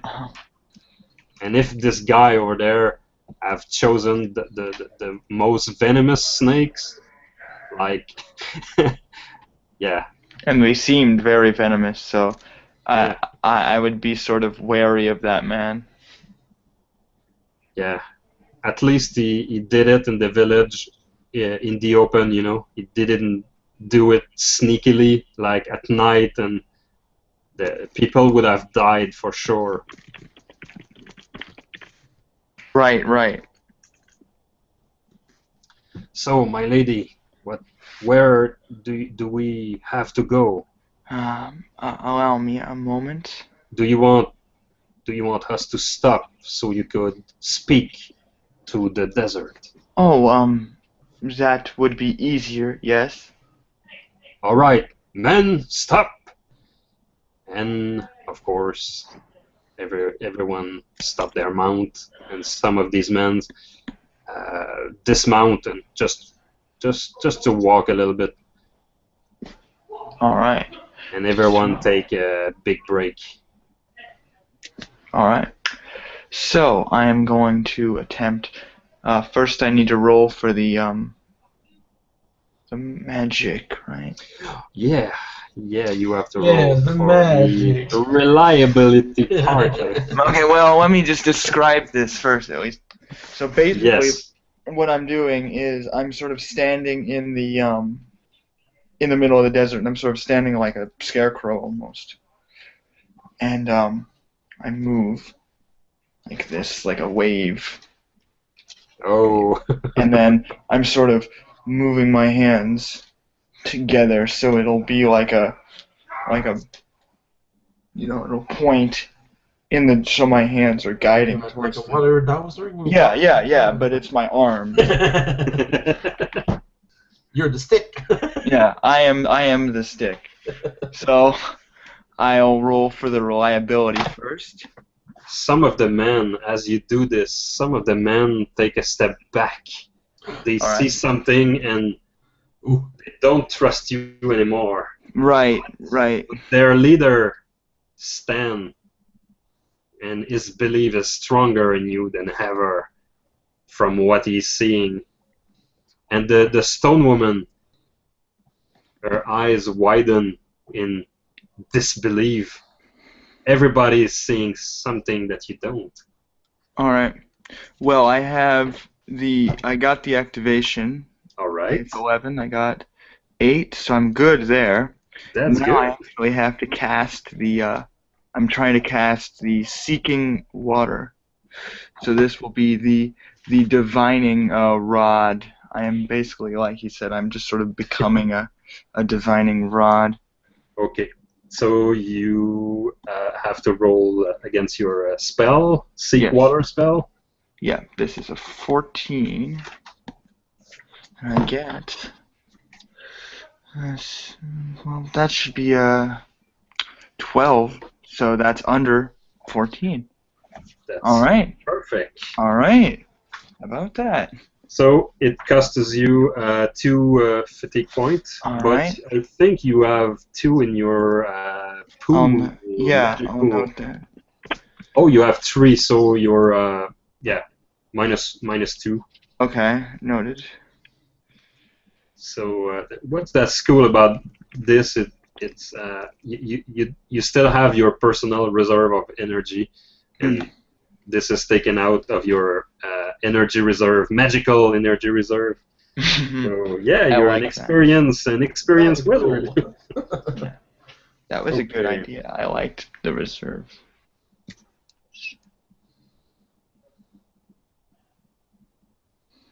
Okay. Mm-hmm. So the land indeed speaks to you as you call outside for water. You ask the land for water, and at one point you have a tingling in your fingers when you point into a certain direction, and you try to face that direction just for a kick, just for the fun of it, and suddenly this tingling amplifies like 10 times in all your arm and your upper body and lower body, and as it goes into your lower body it becomes very pleasant and suddenly you start twisting like stationary, but you feel a rush of physical pleasure from the land, and like it's the water in you that vibrate with this water far away. And you suddenly live like, I don't know how to call this, but for a split second there, it's like making love to the land or something. and you let out a little moan or something. And the guy, the writers at the back are freaked out by this. and the stone woman is like, oh my god, she's in communion, in perfect communion with the land. And the leader just finds that very sexy. Was it good for you? But then you when the feeling is gone, you have a clear image in your mind that the source of water that is coming to you is maybe a mile away. Oh, okay. In the mountains, and you have this feeling that this water is pure and good to drink and refreshing and Mountain Dew. And as you open your eyes to speak, you notice that all over your body is covered with water, and it's like you took a shower. Your hair are sticking to your face, and you're drenched, like you're covered in cold water that appeared from nowhere. Moisture in the air materialized on yourself, and now you feel very good. And you gain back a point of fatigue. Ah, wonderful. Yeah. All right, The land gave you something back. all right, I'll take that. Then I turn to the man who brought me here and Yeah. tell him about a mile in that direction. It is very close. The water is very pure, and it is very affectionate. It's hard to I believe you. It's hard to I believe you. explain, but it is very, I'm blushing clearly, but it is good to drink. You will enjoy it.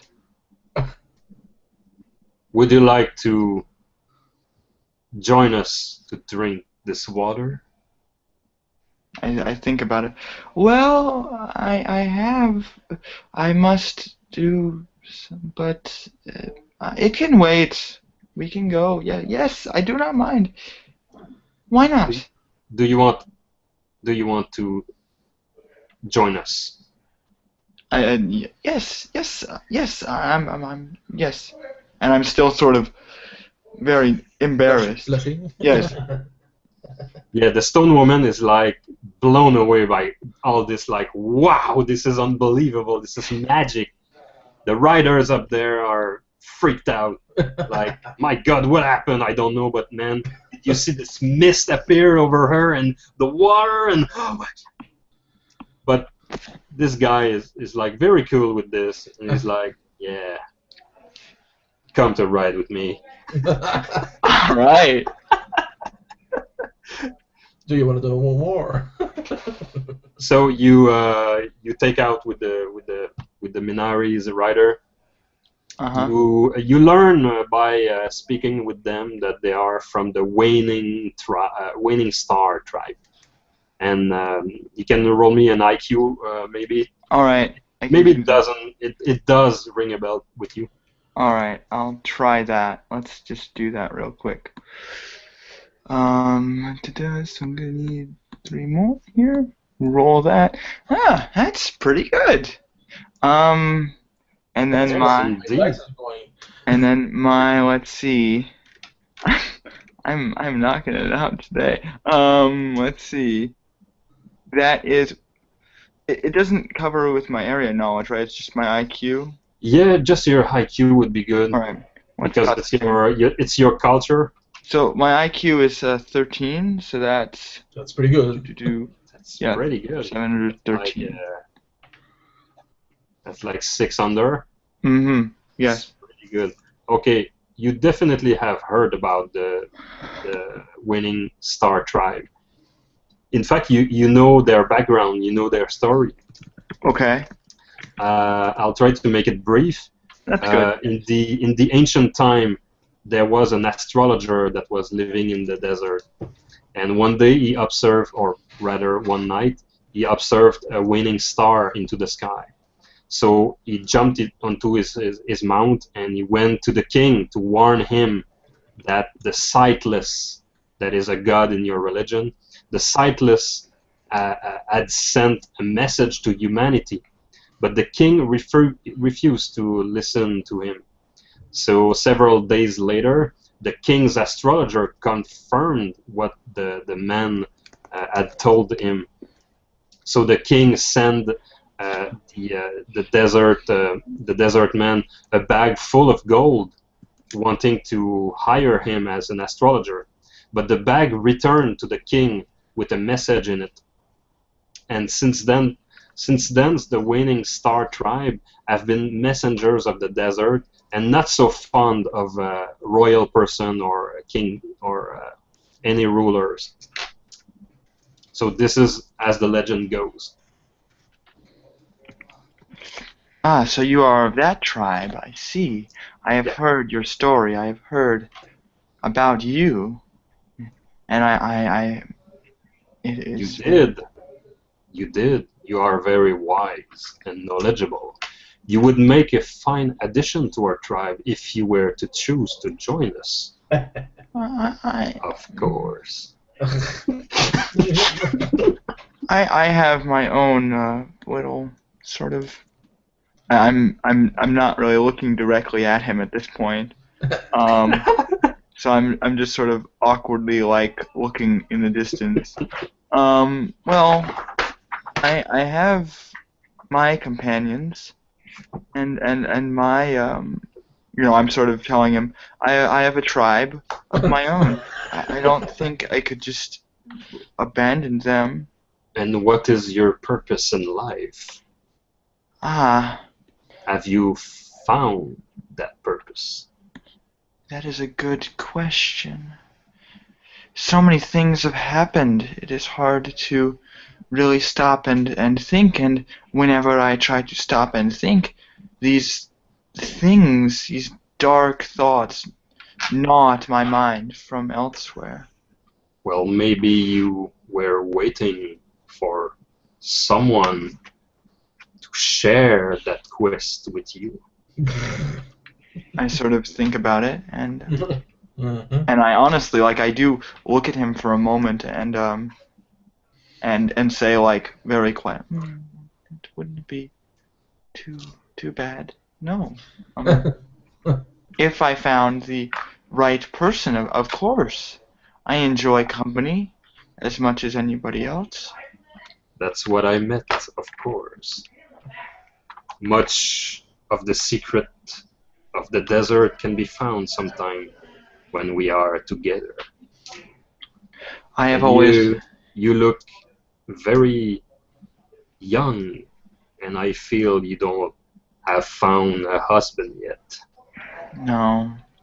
I hear stories and tales of beautiful men, of a desert wanderer, of a prince who seeks nothing but love and compassion. Ah, These stories, they have always touched my heart, you see. I have heard of such a man. The most Ah, famous one being Bashan Sand Rider. I think oh, we have many stories of him. you do you? Yes, maybe I could tell you about the one I know. Ah, Maybe sharing a meal, maybe. please, we will swap stories. I would enjoy that greatly. So riding for 1 mile on horses is very quick. So you finally hear the man shouting, "We found water! We found water!"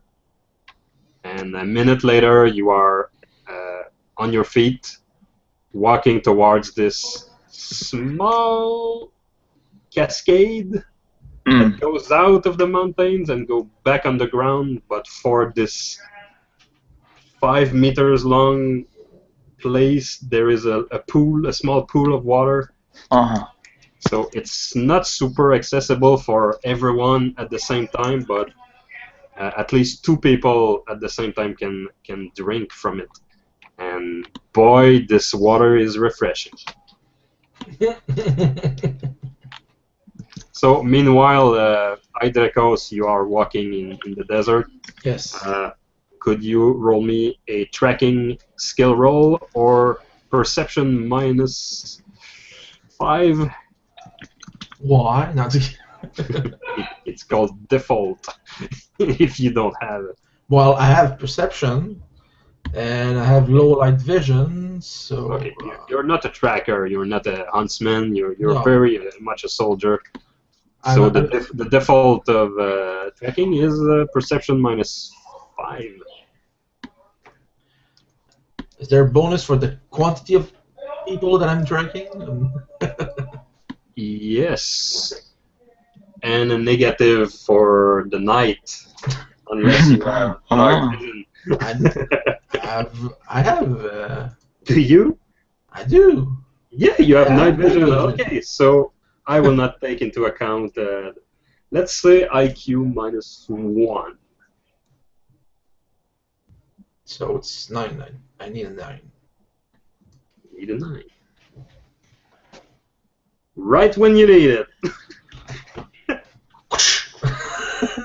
Okay, at one point, Mhm. the tracks of the horse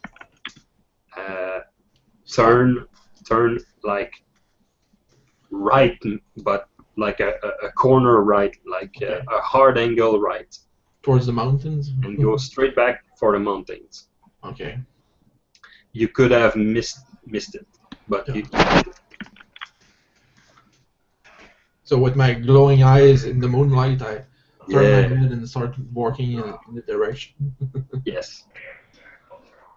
After maybe half an hour, you start to hear voices, and you see somebody has made a fire, and Okay. you can see a small band of people, and it must be them. Yeah. And along the way, you didn't find any Body? signs of trouble, aggression, or Okay. blood, or no cadaver. So probably your friend Still alive. is still alive. Okay. So if there is in a location, I'll kind of sit on a sand dune Okay. so we can watch them from afar and Okay. wait till morning comes to. I won't walk them on them in the middle of the night since there's been a lot of tension. So not to put her in danger or anything. So Okay. I'll just sit on my tush with a spear in my hands and watch them feast on the water they found. Okay. So back at the camp, you are Eff'Meera. You are sharing a piece of lamb, a fresh piece of lamb that was grilled on a simple fire, and the bearded man had the time to share a couple of stories about Bashan Sandrider, the famous hero of the desert, the famous jewels thief, the man who swoons the lady with a wink, and for the most part, this guy seems legit. He seems to be a real person. Right. Because some of the story he tells you, you happen to have heard about it. Yes. Okay. So there is an air of credibility or of about these story. So as you eat and share stories, Magda, the stone woman, comes and sit with you. All right. And she says, I think we are observed by somebody over there. Don't look. But I felt somebody walking on the ground at a distance, and this person is heavy. Heavy. I would bet that he was the man with the big sword back at your village. Oh. Oh, he is very nice. I'm sure. He just But he just is watching us. He will not harm. Do not worry. He is just troubled. Manso look at her and says, just make the words spread to the man. I want them to be on their ready if he tries anything. I will speak to him. I will tell him not to raise alarm.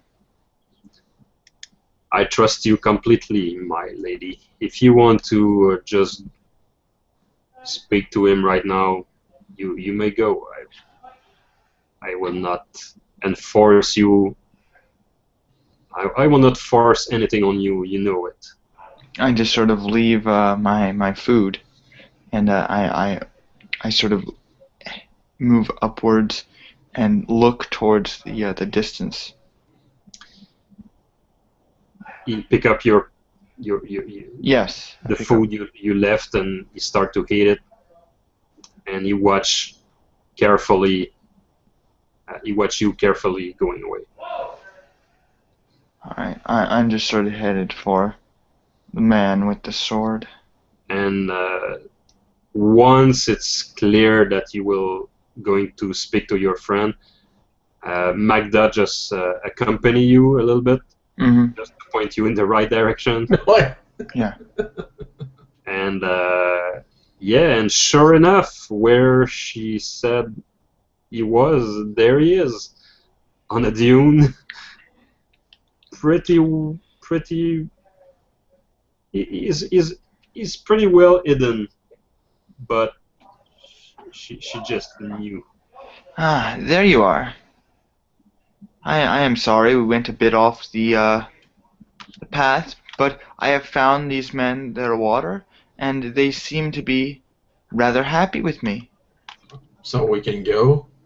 Well, they are I feel like they would benefit from they are from a tribe, you see, of these people, and they are, and I tried to explain, they are very they're a tribe of people that they do not accept the kingdom and their rulers. So they're bandits, right?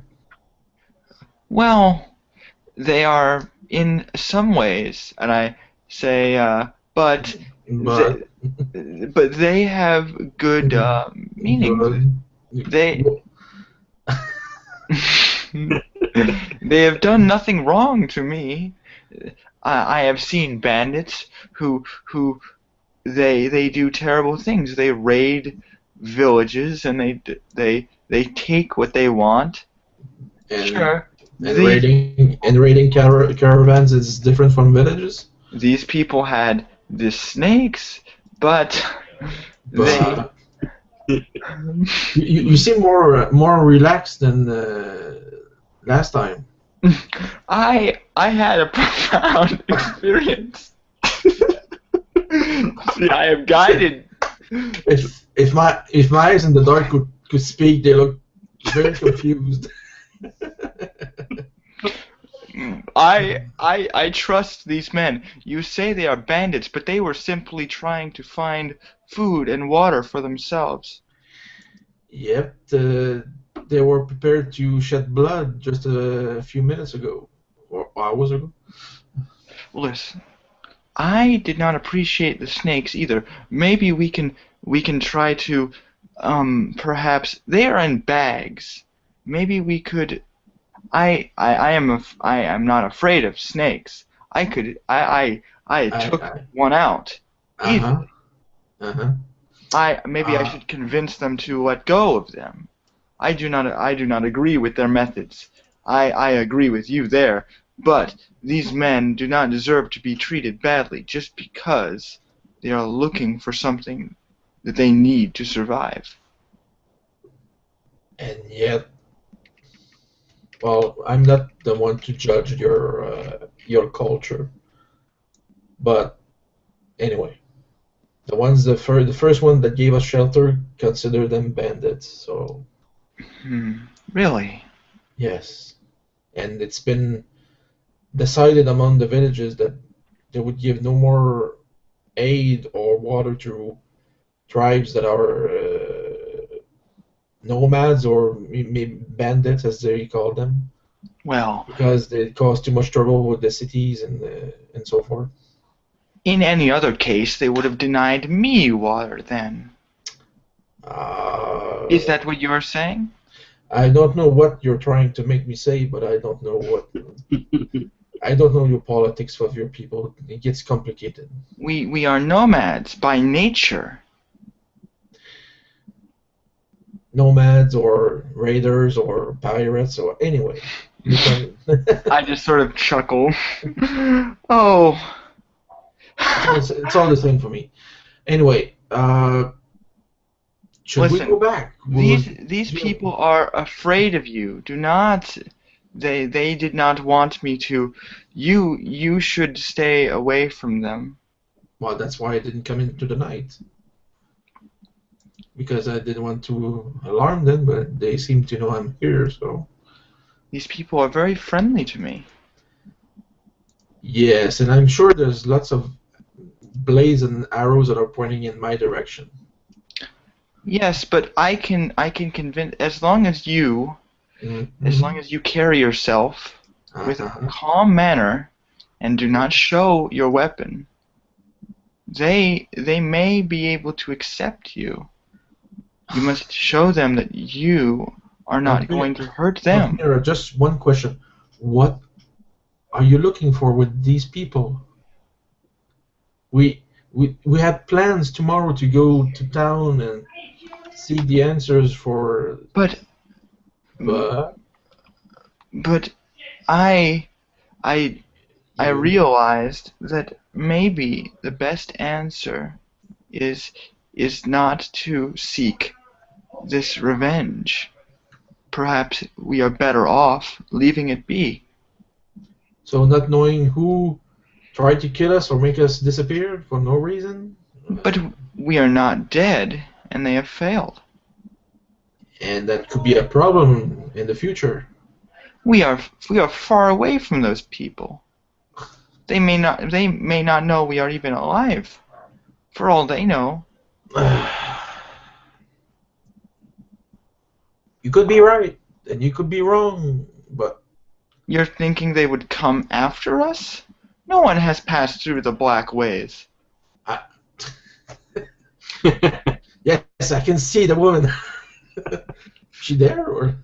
The stone woman just stands silently at least 15 yards away. Okay. Is that what you say? But, is it not? But as you talk, she's nodding like yeah. She's nodding like to agree with Eff'Meera. Uh-huh. But she's not part of the conversation, so she's Yeah. far away. She's just a bit, you made a friend. I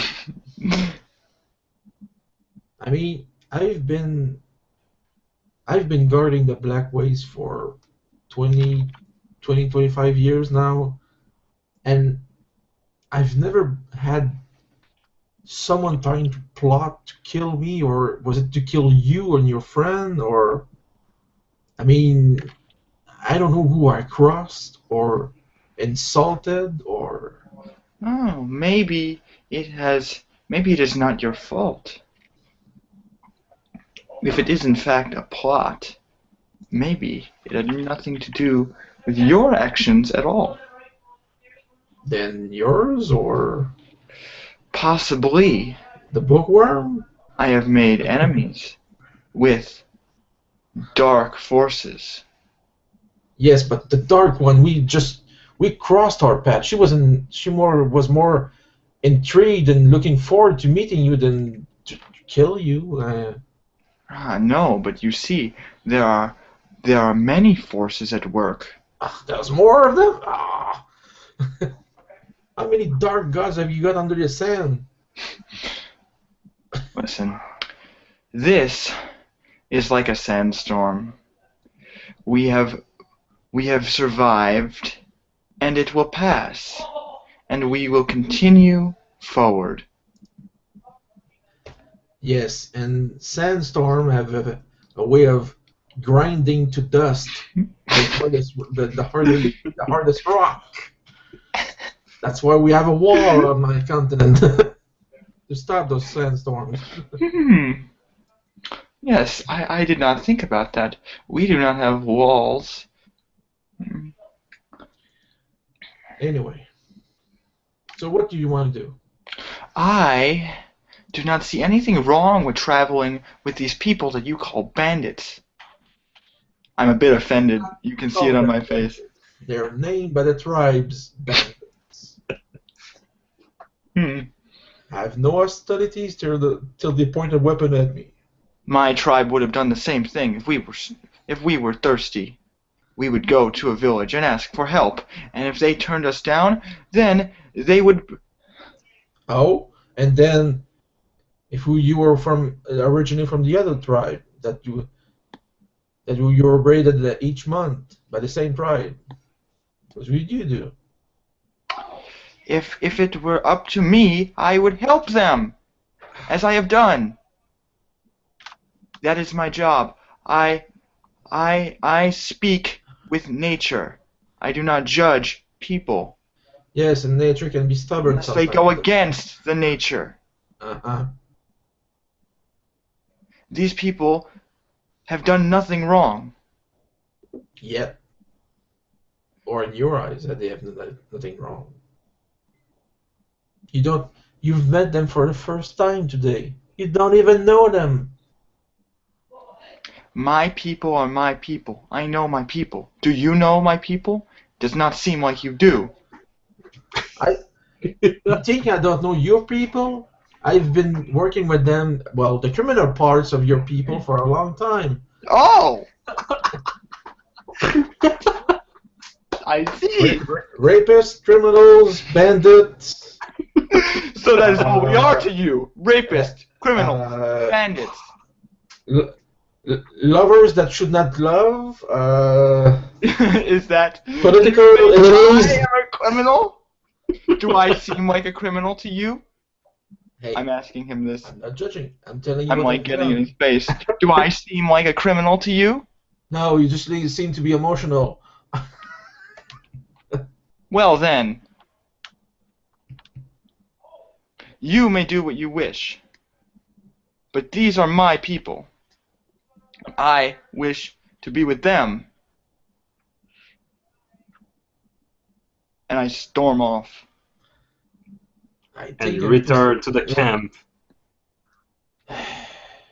near that source of water where you had this experience with the land.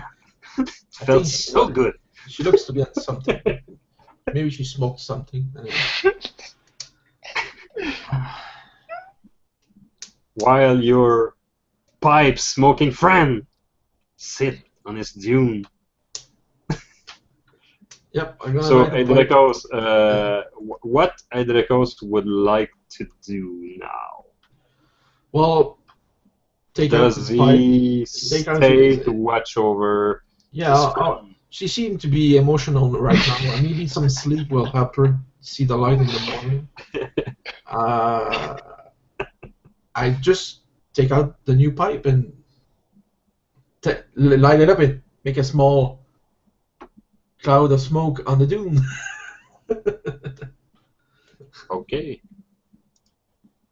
The stone woman approaches you, Eidrekos, Mm-hmm. and does a friendly gesture like that. No worries, I won't kill you yet.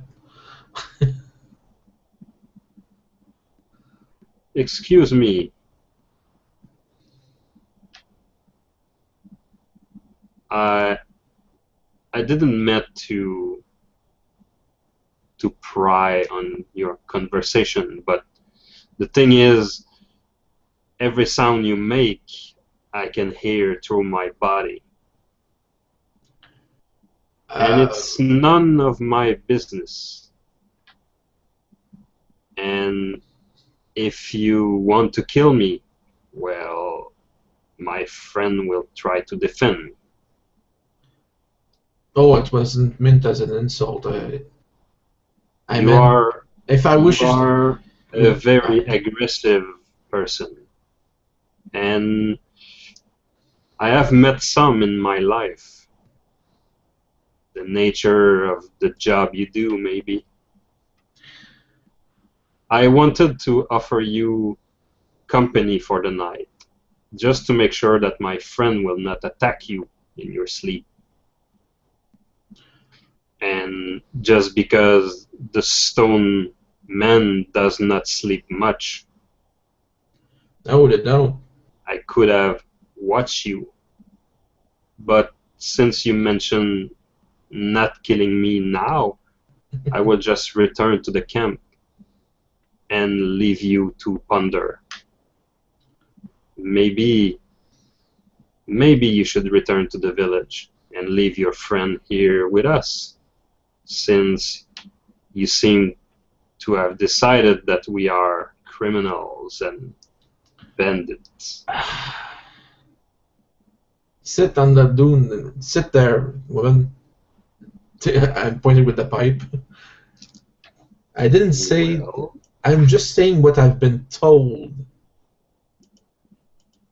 But since it doesn't seem to, Eff'Meera seems to be. I don't know. She's been in trouble for these past few days. well, is she your friend or not? It's been hard to say. It takes a while, but the stone woman eventually will sit on the dune, but it's not quick. No. You know, well, as you may have heard, I just pull the hood back and show the sign on, kind of showing the sign on my forehead. I You're am. smart. You worked in the black places. Yes. I've worked there for almost 30 years. And She sidestep a little bit and sit a little bit farther away. am I scaring you? Well, everyone who has been in the black places must be respected, and yes, a small amount of fear must be present. And you should. You should also know that Eff'Meera and one other of our friend, we crossed the Black Waste. And during that crossing, we've met something. And Well, it seems to me that something left an impression on you both. well, it did, but what worries me is that it may have left something more of a mark on Eff'Meera. Because this thing wanted her to stay. Maybe, but tonight she gave water to 13 thirsty men. No, she has a good heart. But Maybe sometimes- she's crazy to you, but she's life-saving to my friend. Yes, yes, yes. What is a little bit of insanity when you need water? Depends. Insanity sometimes accumulates. Anyway, I'll Are leave you yourself immune to insanity? with the, You look a little bit unhinged to me, too. This blood thirst that you have. Well- I can almost smell it. well, when you work every day to go and kill something that you think is going to kill you, even in my long lifespan, I'm not immune to maybe the frenzy or something. You know that you're from a race that is not from around here. No, I'm not. But there is something gracious about your presence still. And everything you do, everything you said, go against this gracious nature. It's like you were meant to be a king, but you act like a soldier, a mercenary, and a killer. Well, I was made to. I trained to be a loyal soldier in my nation, but I ended up here as a mercenary. It's a long story. Well, I don't want to judge, because in my religion, if I judge, Brother Montaigne will remind me of my place. Maybe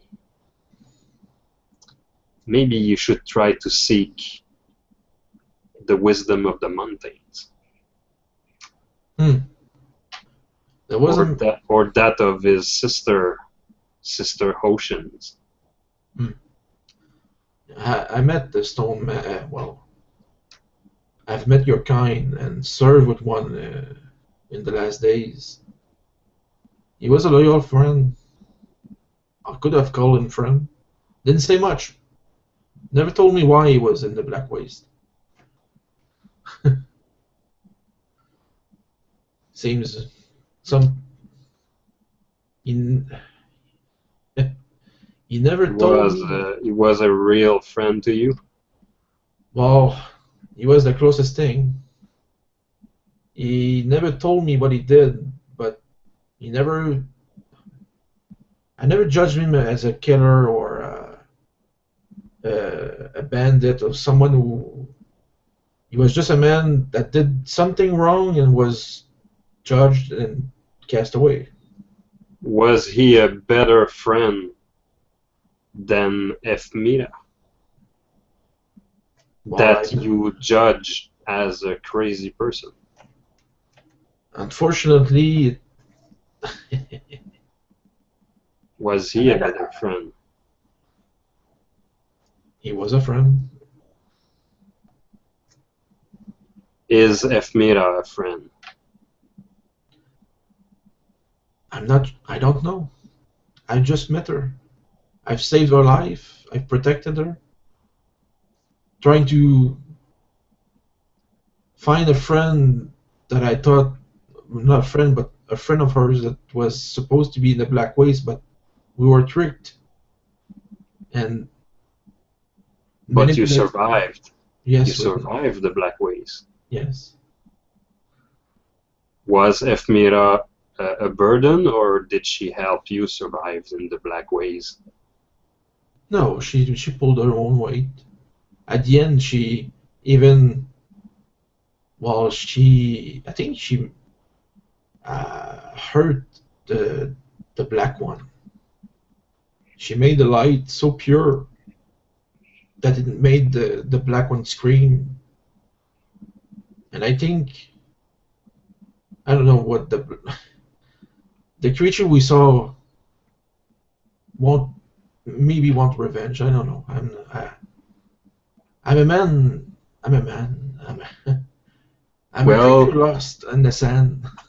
Magda rise to her feet, and she start to walk towards the camp. Yeah. I'll make sure my friend does not bother you and does not attack you. Thank you. I'll just say one more thing. Maybe your friend is crazy, but only a good person can make a pure light appear. And then she walk away. In a low voice, I never said she was crazy. It said she was a bad person. Yeah.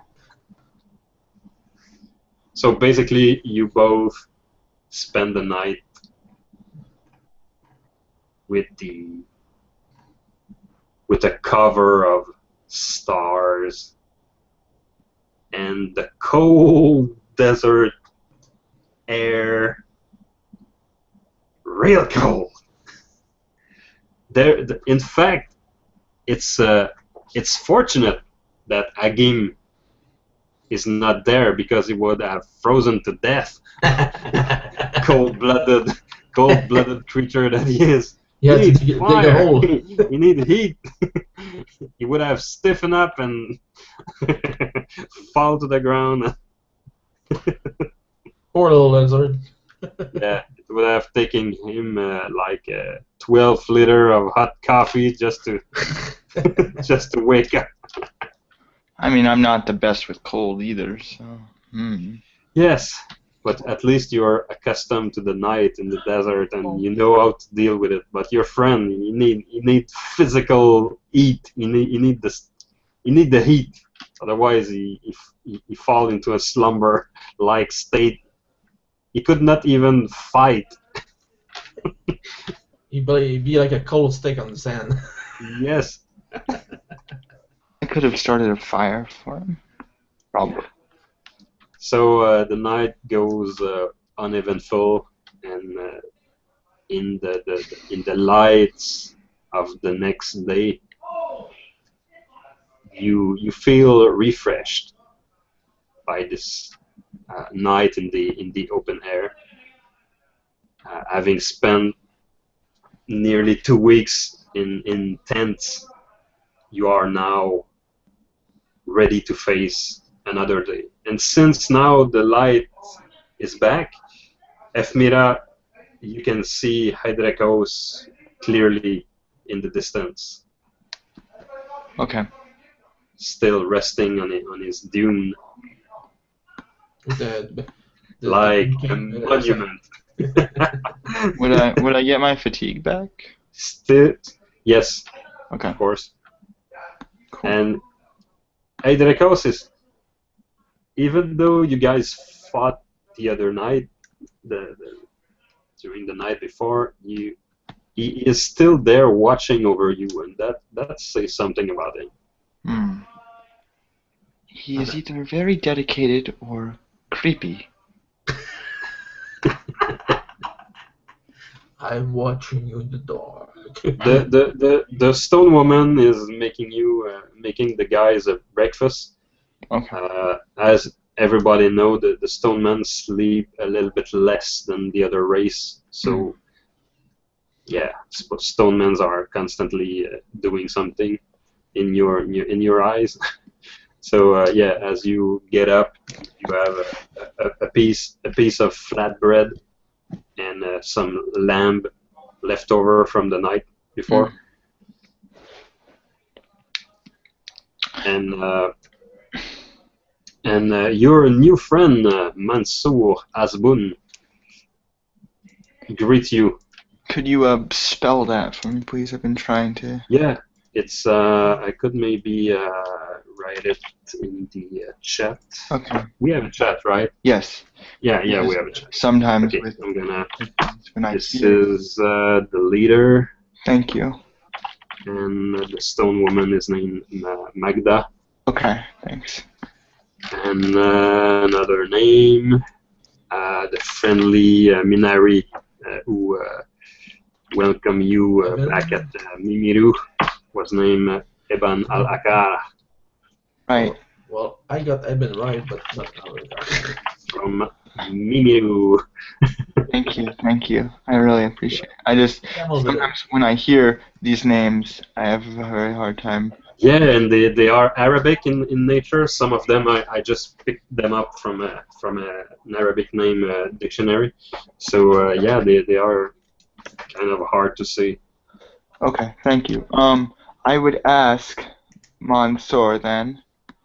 I would approach him when he seems to be when done with eating, and I would ask, now that you have found your water, where are you planning to go? Well, last night I was pretty straightforward and sure about where I should go. But now that you have crossed path with my life? I'm not sure. Does he say with a smile? Well, I'm going to answer your question. Me and my tribesmen are riding south to join our cousins of the Scorpion Star tribe. Oh. I see. I think I've heard of them before, actually, because they were one of the people that attacked us, I think. They were the people at the oasis where you met the Kram, you know? Yes, I The remember. zombie. The I bandit. remember. Yeah, they are bandit. I remember the crime. And you Oh. remember Leighton, the smuggler merchant, being very nervous about meeting Yeah. these guys. So they mentioned them, and I'm just sort of immediately assume that they're, because is it common for them to have those sort of with them, or is that a feature What of do you mean? the crumb? Yes, no, it's not. It is unusual. Minari don't mess with the undead, but the Scorpion Star are a little bit crazy in their head. They don't fear nothing. It's their culture, the subculture of their tribe. They're basically like fearless. They don't care. I would do my best to try to sort of say, well, that is, you can, okay, okay, you can go ahead and do that. I'm going to not do that. You can go. I'm going to go my own way now. I have, that's basically what I'm going to tell him. Be like, you know what? Okay, that's great. Okay, I helped you out. I did my job. I helped you out. Well, now you can go off and you can talk to the Scorpion Star tribe and you can do what Are you nervous, my lady? Well, the last... You don't need to. I am going to be honest. The last time I met with those people, they brought an unearthly monstrosity directly towards me, and it made me very uncomfortable. I would rather not associate with them in any way, if it possible. Oh, I see. Well, if we choose to go down this path, you should definitely not come with us. Right. Because there is a big gathering in the south that is coming on. Oh, what Maybe sort of... it will be dangerous for a seer of such a talent like yourself. What sort of gathering are you speaking of? I have not heard anything of this. There is an army building into the south. Army? And our cousins of the Black Star tribe asked every tribe of the north to come to join them. An army against what? Well, this army is gathered by a mysterious person who goes by the name of the Grey Wanderer. I literally cannot keep the expression on. I literally go, What? oh, I see. Well, you should not trust a man who goes under that name because he is not a good man. You do tell. You know about this Grey Wanderer? I don't even want to think about him. I just I look away from this man again. I'm sort of looking downwards now toward his feet. I would rather not talk about it. We have... I understand. But you know, this call that was made to us resonate with our past. some of the tribesmen are talking about the end of a dynasty. Well, that is what they would say, yes. They plan to destroy the kingdom and bring about their dynasty. Some of them are saying that the basilisk lullaby, the disease that afflicts the stone men, is in fact a divine sign of the god punishing the stone men for keeping their stone throne. I am The not. less religious people in Anoren just talk about the fact that the lineage is already gone, since this stoneman lineage is now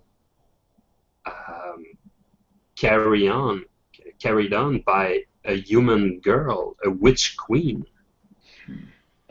Yes, I see. So on every front, the political front, my dear, and on the religious front, the people of other allegiance than the Aposi dynasty see this as a sign that it is time for a change. I see. I think I may just go with you, but please give me a moment to prepare. If you want to come with us, that will be our honor. Maybe you could help the great army take over the city.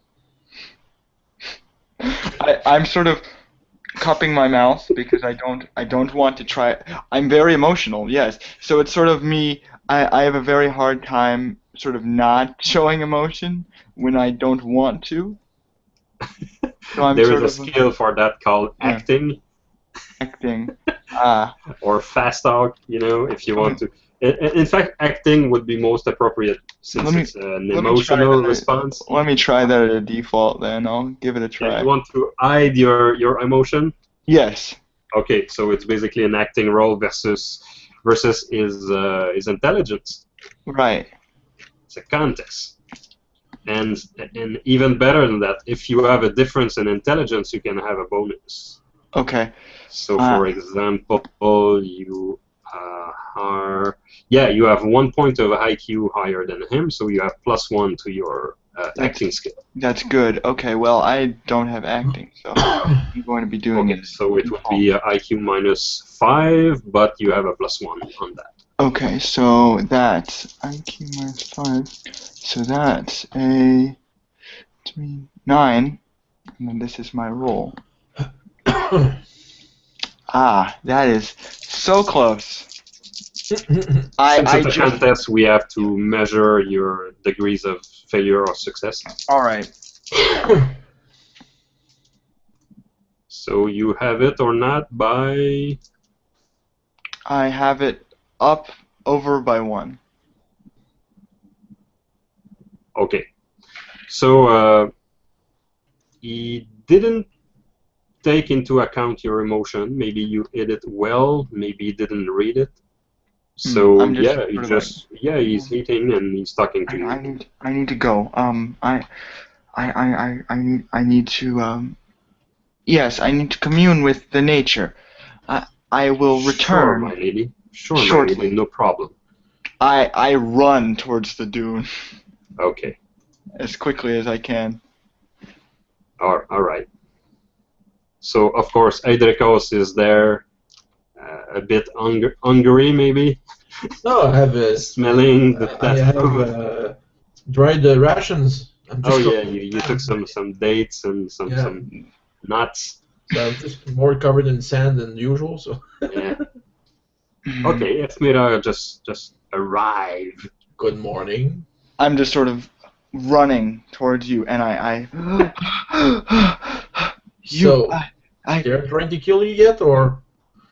No, worse. Oh, worse? They're gonna eat you? No, worse. Worse than eat you. You must listen. Well, talk. You are a warrior, correct? Yes. I need your help. Okay. The Grey Wanderer has I have heard his name. They said Sit I'm now. just sort of Sit. flat. I sit. Sit. Take a deep breath. Eat this date. Chew on it. Seriously, chew. Okay. So, start over slowly. Well, you see, They are. before I came here, I engaged myself in a battle to the death with a evil sorcerer Another one? Okay. known as the Grey Wanderer. Okay. He was against the current throne and wanted to work against it. Now, apparently, he has returned and is gathering an army of the tribes in this area. I do not know what to do. This is a very dangerous situation. We must try to gather our own forces. I cannot allow this to stand. That man must be defeated. We, my dear, are 2, maybe 3 person. I don't mind an honorable death in battle, killing 100 men, but I'm not sure that would be doing us any favors.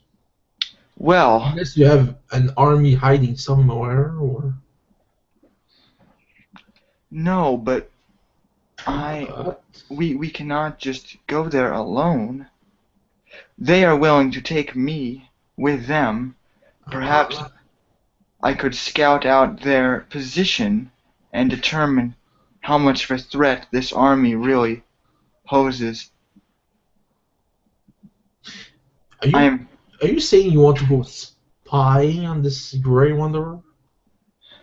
Well, he would know me immediately. Uh-huh. I cannot just go in. So you'll be in danger. But But he does not know who you are. no. So, if you were to go into the camp and Uh-huh. and relay to me the information, I could contact the I could ride to the city somehow, navigate through the ways. We could get help. Mm-hmm. Great plan. So I just pick up a pile of sand and point at all the dunes and the infinite lands. I'll just go over there and spy and infiltrate the tribes of what? The Dune Masters? Yeah, the Grey Wanderer is over there, yes. But Fine plan, my lady. Fine plan. I'm sure it will not be a problem for you. You are very strong. There is not a problem to my strength, but I'm as how can I put this? I am as fleet-footed as an elephant going to a shop of pottery. Ah, I see. There lies a problem. And also, I've never seen this supposedly Grey Wanderer. Oh, And, yes. And I forgot to mention, he also has very powerful magic. I don't fear magic, but... Oh, good. So... you know... You have nothing to fear then. He is a weak man. Mostly sorcerers are weak men. I've rarely seen strong-built men that are using magic. Yes, women are the best sorcerers. We are strong, and we have the power. Yes, and you should come to my country and see the neighbors. They're all women, all powerful, and all crazy. But then again, what am I doing? I'm just judging. Uh, you know, I would not know what Akim would say here, but he's been with you longer than I have. Um, You see me like thinking like, I'm a stranger lost in the sand. you are right. Who am I to judge this Grey Wanderer if he wants to change the politics of this land? We should not. We should not. We? Okay, we should not. Okay. We should go. We should get help. Where? You wanted to go back, right?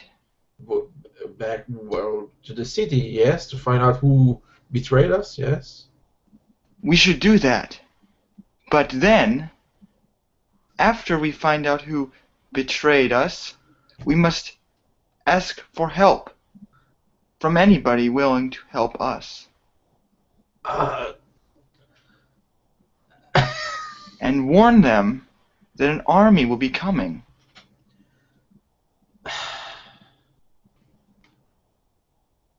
We might as well, as they say, kill two birds with a rock. Yes, but can you throw the rock as far as the bird is flying? Because I have no political connection or so what in the city. I am a. You? Yes. You? Yes. Let me see if I can find it. It's something like I know that I met the queen. I think You met the queen. I would met the queen. I have met the queen. I have enough connections. I am aware of the political situation, and I can tell you they will help us. Are you sure? They will not see their city crumble. I will tell you that. If the Grey Wanderer is preparing an army, we will prepare an army of our own, and we will meet him, and I will defeat him myself. You said, okay. Well, there's a... I have done so once before. I will do it again. Okay. You see me slam my... the fist in the ground? just... So, your new friends here are going to go join him. So we're gonna go and fight them. They will help us because they will never side with him. He is an evil man. He's an evil man. Okay. I'm not a judge. Well, I'm not here to judge. You are not, are you? No. So. What do you want me to do? Do you want me to follow you as you tell them your plan, or... The men of the fading star. They... Waning star. Waning star. Waning star, yes. Waning star. waning. That's right. Yeah. That's right. Fading, Waning. They will support us because they would never side with him. Are you sure? I believe that to be true, yes. Who would side with that man? Well, Only people who would turn to the undead, mindless people like the Scorpion tribe, who know no fear. Then if you have no qualms as to leave them here and do their business, we can go back to the city. They do not think. Okay, so they're going to obey your orders, or... But these people I have traveled with, they have minds of their own. They will not choose to side with a man who is tainted with evil. Well, let's go and tell them your blessed word then. I will tell them I will not allow them to side with this person. Okay. As she's You can see like the as anger, she's like she's very declaring angry. the- Yeah. as she's declaring this, I'm kind of looking at her, but watching behind her the hand. Yeah. How's it? What, Well, you both hear a voice asking, "Who's tainted?" I turn around. And behind a rock, you see Mansoor and Magda coming out behind Alright. covers. Oh my! There's rocks popping out of the sand everywhere. It is near a chain of mountains. It is full of rock. I say to him, and I'm still flustered and angry, so I scream almost at him. I say, "The Grey Wanderer is an evil man. You should not side with him and his army." I'm like, army, whatever this is. You should not be part of it. It will only be to your detriment. He will ruin you and drain you of. My lady, if I were to do something to you, my men's would be behind me. I'm just here because my friend can hear very far away, No, she can't. and she have heard words through the rock and through the land. She have heard words of treachery and duplicity, and I just want to know what's happening, and I just want to know. You talk about a tainted evil man. Can you explain to me? There is no good in that man. He twists the nature to his will, and he uses it to harm others. How can you say that? This man is a mysterious one. I have met him. I have seen him with my own eyes. He is no mystery. He is merely a man, a weak fool. You have met the Grey Wanderer? Even I didn't met him. He is not a myth. He is but a fool. A real fool. He exists. I have defeated him. I have stood against him and won. Him? How can you be sure it's a him? Rumors has that he wears a mask. Oh, that mask. Right. I look at this, and then I look at the tribe side. I go, He does not wear a mask anymore. I can tell you that. Oh. Okay. Well, you did indeed wear a mask, my lady. This is the truth. Impossible. He does Why? not wear. He does not wear a mask anymore. Well, Eff'Meera, tell your story, because there is a lot of information missing here. I can tell you that the words that I received and the payment to entice or to lure us or to attract us to this war effort have been made by a masked man named the Grey Wanderer. It is a hoax. Is this a hoax?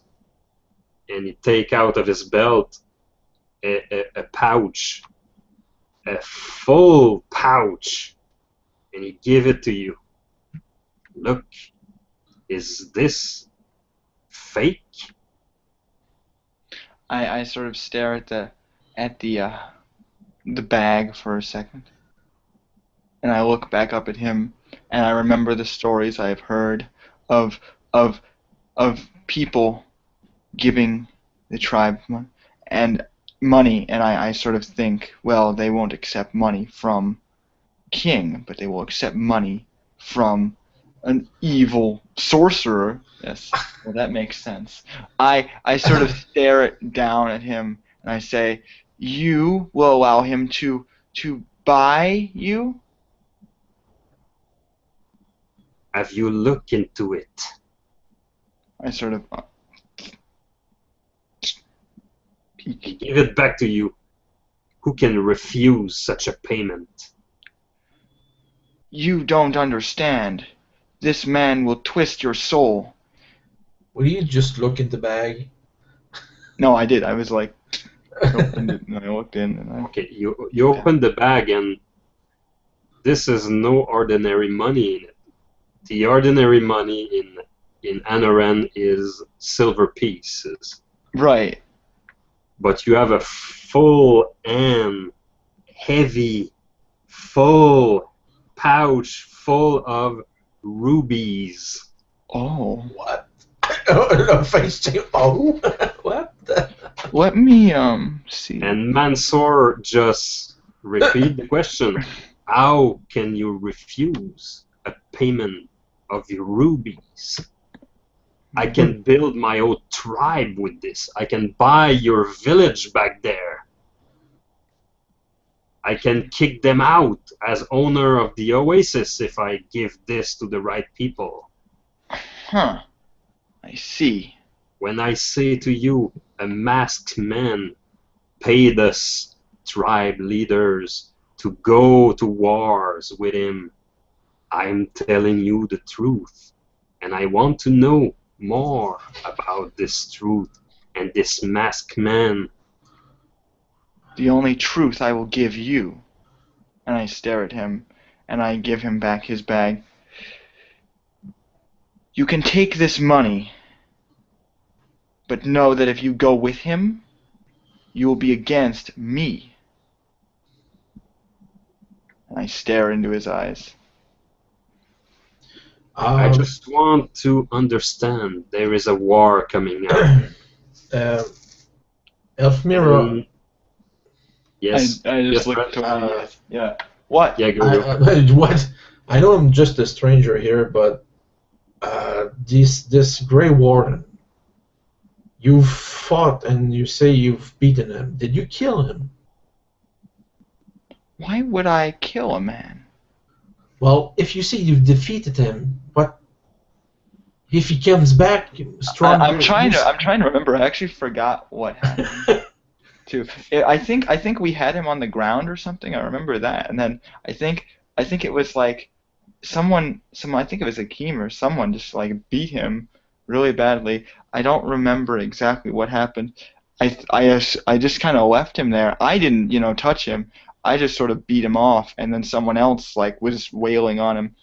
So I would explain. Well, I would So If I pretty remember much- correctly, there Yeah. was an exchange at the end, and if it wasn't Agim, I think somebody had killed him on the spot after Yeah. he was so tainted I- by the mask. I sort of think about it, and I'm like, I remember him being beaten like to death, basically. Yeah. Okay. So I explained that yes, I saw him. I Yes. did not kill him, but I saw him get smashed to pieces by a. And what is this? The mask you refer to? Oh, that. Well, Yes, that. What is it? I am not sure what it is. Okay. I have tried studying it for a very long time. I'm sort of Okay. I'm ignoring the fact that he's there. I'm just sort of speaking directly to you, and I say I have studied that mask for a long time, and I have found nothing. Make me Nothing? an IQ roll, Brandon, for Eff'Meera. All right, cool. I can do that.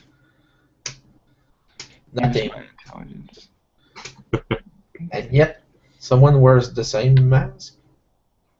Boop. So that's 5, 6, 11, and my IQ is 13. Okay. As you ponder about the power of the mask, and may I ask you one question, Brandon?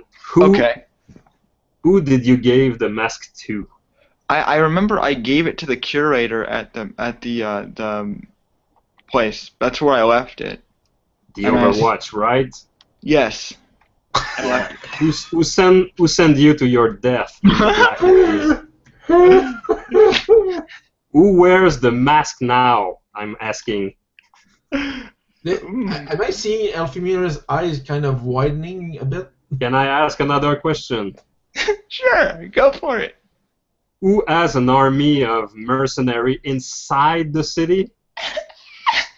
Oh.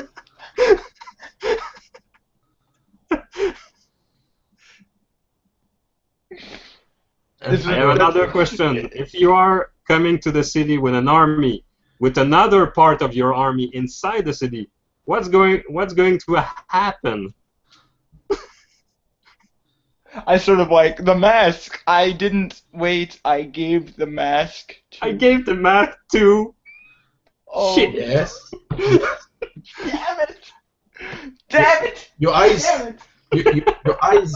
You seem to have something in your eyes, Eff'Meera. What have you just found out? So, it seems that you've pieces together one truth about Tetrapophis, the Overwatch administrator. He is in fact a Severian dynast. He's in fact part of them. Yes, he is the leader of a neutral organization, but now he is in possession of a Severian mask. All right. Well, we have work to do. I tell my new friend. I say, this man, he who has the mask, who has paid you, is not the true Grey Wanderer. He carries the name, but he is obviously an impostor. As I have said, I have seen the Grey Wanderer, and he is gone. This person is someone who is another. Okay, so who is he? Well, I believe that since I have given the mask to the Overwatch, it must be someone within that organization, perhaps. Or maybe... What did you say? You gave the mask? What? Is this mask magic or something? Well, I wasn't sure what it is, but it seemed wrong. When he placed that mask upon his face, he changed. You see, he became different. And who did you give it to into the Overwatch? Well, I gave it to the curator, of course. I trusted him, and apparently... No. You know when I asked you if you wronged someone in the city or... You know, my lady, that... He was a member of a neutral organization. How was I to know? That he would send us to our doom? Okay. My lady, even Right. if I refuse to join the Grey Wanderer in his quest, what should I tell my men? You should tell your men. And my men are just a fraction of the Waning Star tribe. Should I go see my leader and tell about a man, and they will not trust you, or they will not trust me. In fact, they will trust you more than me if you tell them. Then I will go to them. I will convince them not to join with this man. Whoever this man is, he has fooled me, and he will fool you. He will treat you. It would be the first time since ages ago that my tribe is the messenger of doom, and the last time it didn't ended well for the king.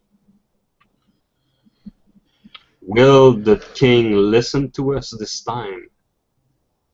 I believe we can make a difference. I will not stand for this. This man has been corrupted by darkness that I chose to carry as my burden. Eff'Meera, quick question.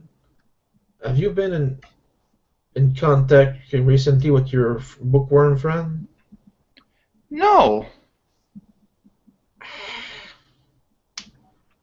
Because before we met, I went with her in the secret mission into the Black Waste. Yes. And she came back with some information or something that she may have told this man in question. And I'm that not is? sure if this is all connected, but she might be in danger, and your friend, the man for the market, what was his name? He had a crossbow. Him. Him? Leighton. Leighton. Yes, Mr. Yeah. Leighton. I'm saying that to Eff'Meera because Yeah. she knows him, and you don't have eidetic memory, so I was going to say Leighton. I was just not sure. I'm not helping you. Leighton, yes. I met him He once. could also be in grave danger if this is... Everyone is in grave danger. Don't you see if this man were to get his way? How much... Said, Well, military... my lady, my tribe is already pretty much Moving? engaged in this conflict, and it would be an immense effort to ask them to change side. What should I do, Magda? Have you an idea? And the stone woman stood there and listened to everything you said. Mm-hmm. And suddenly she goes like this.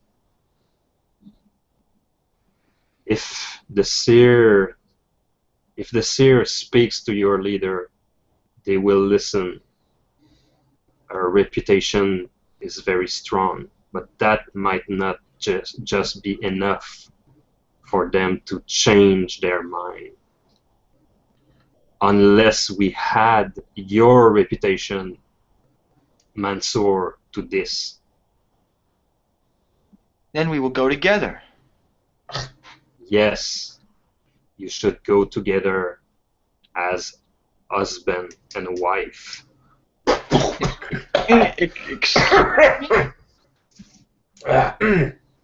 And tell the leader and convince them.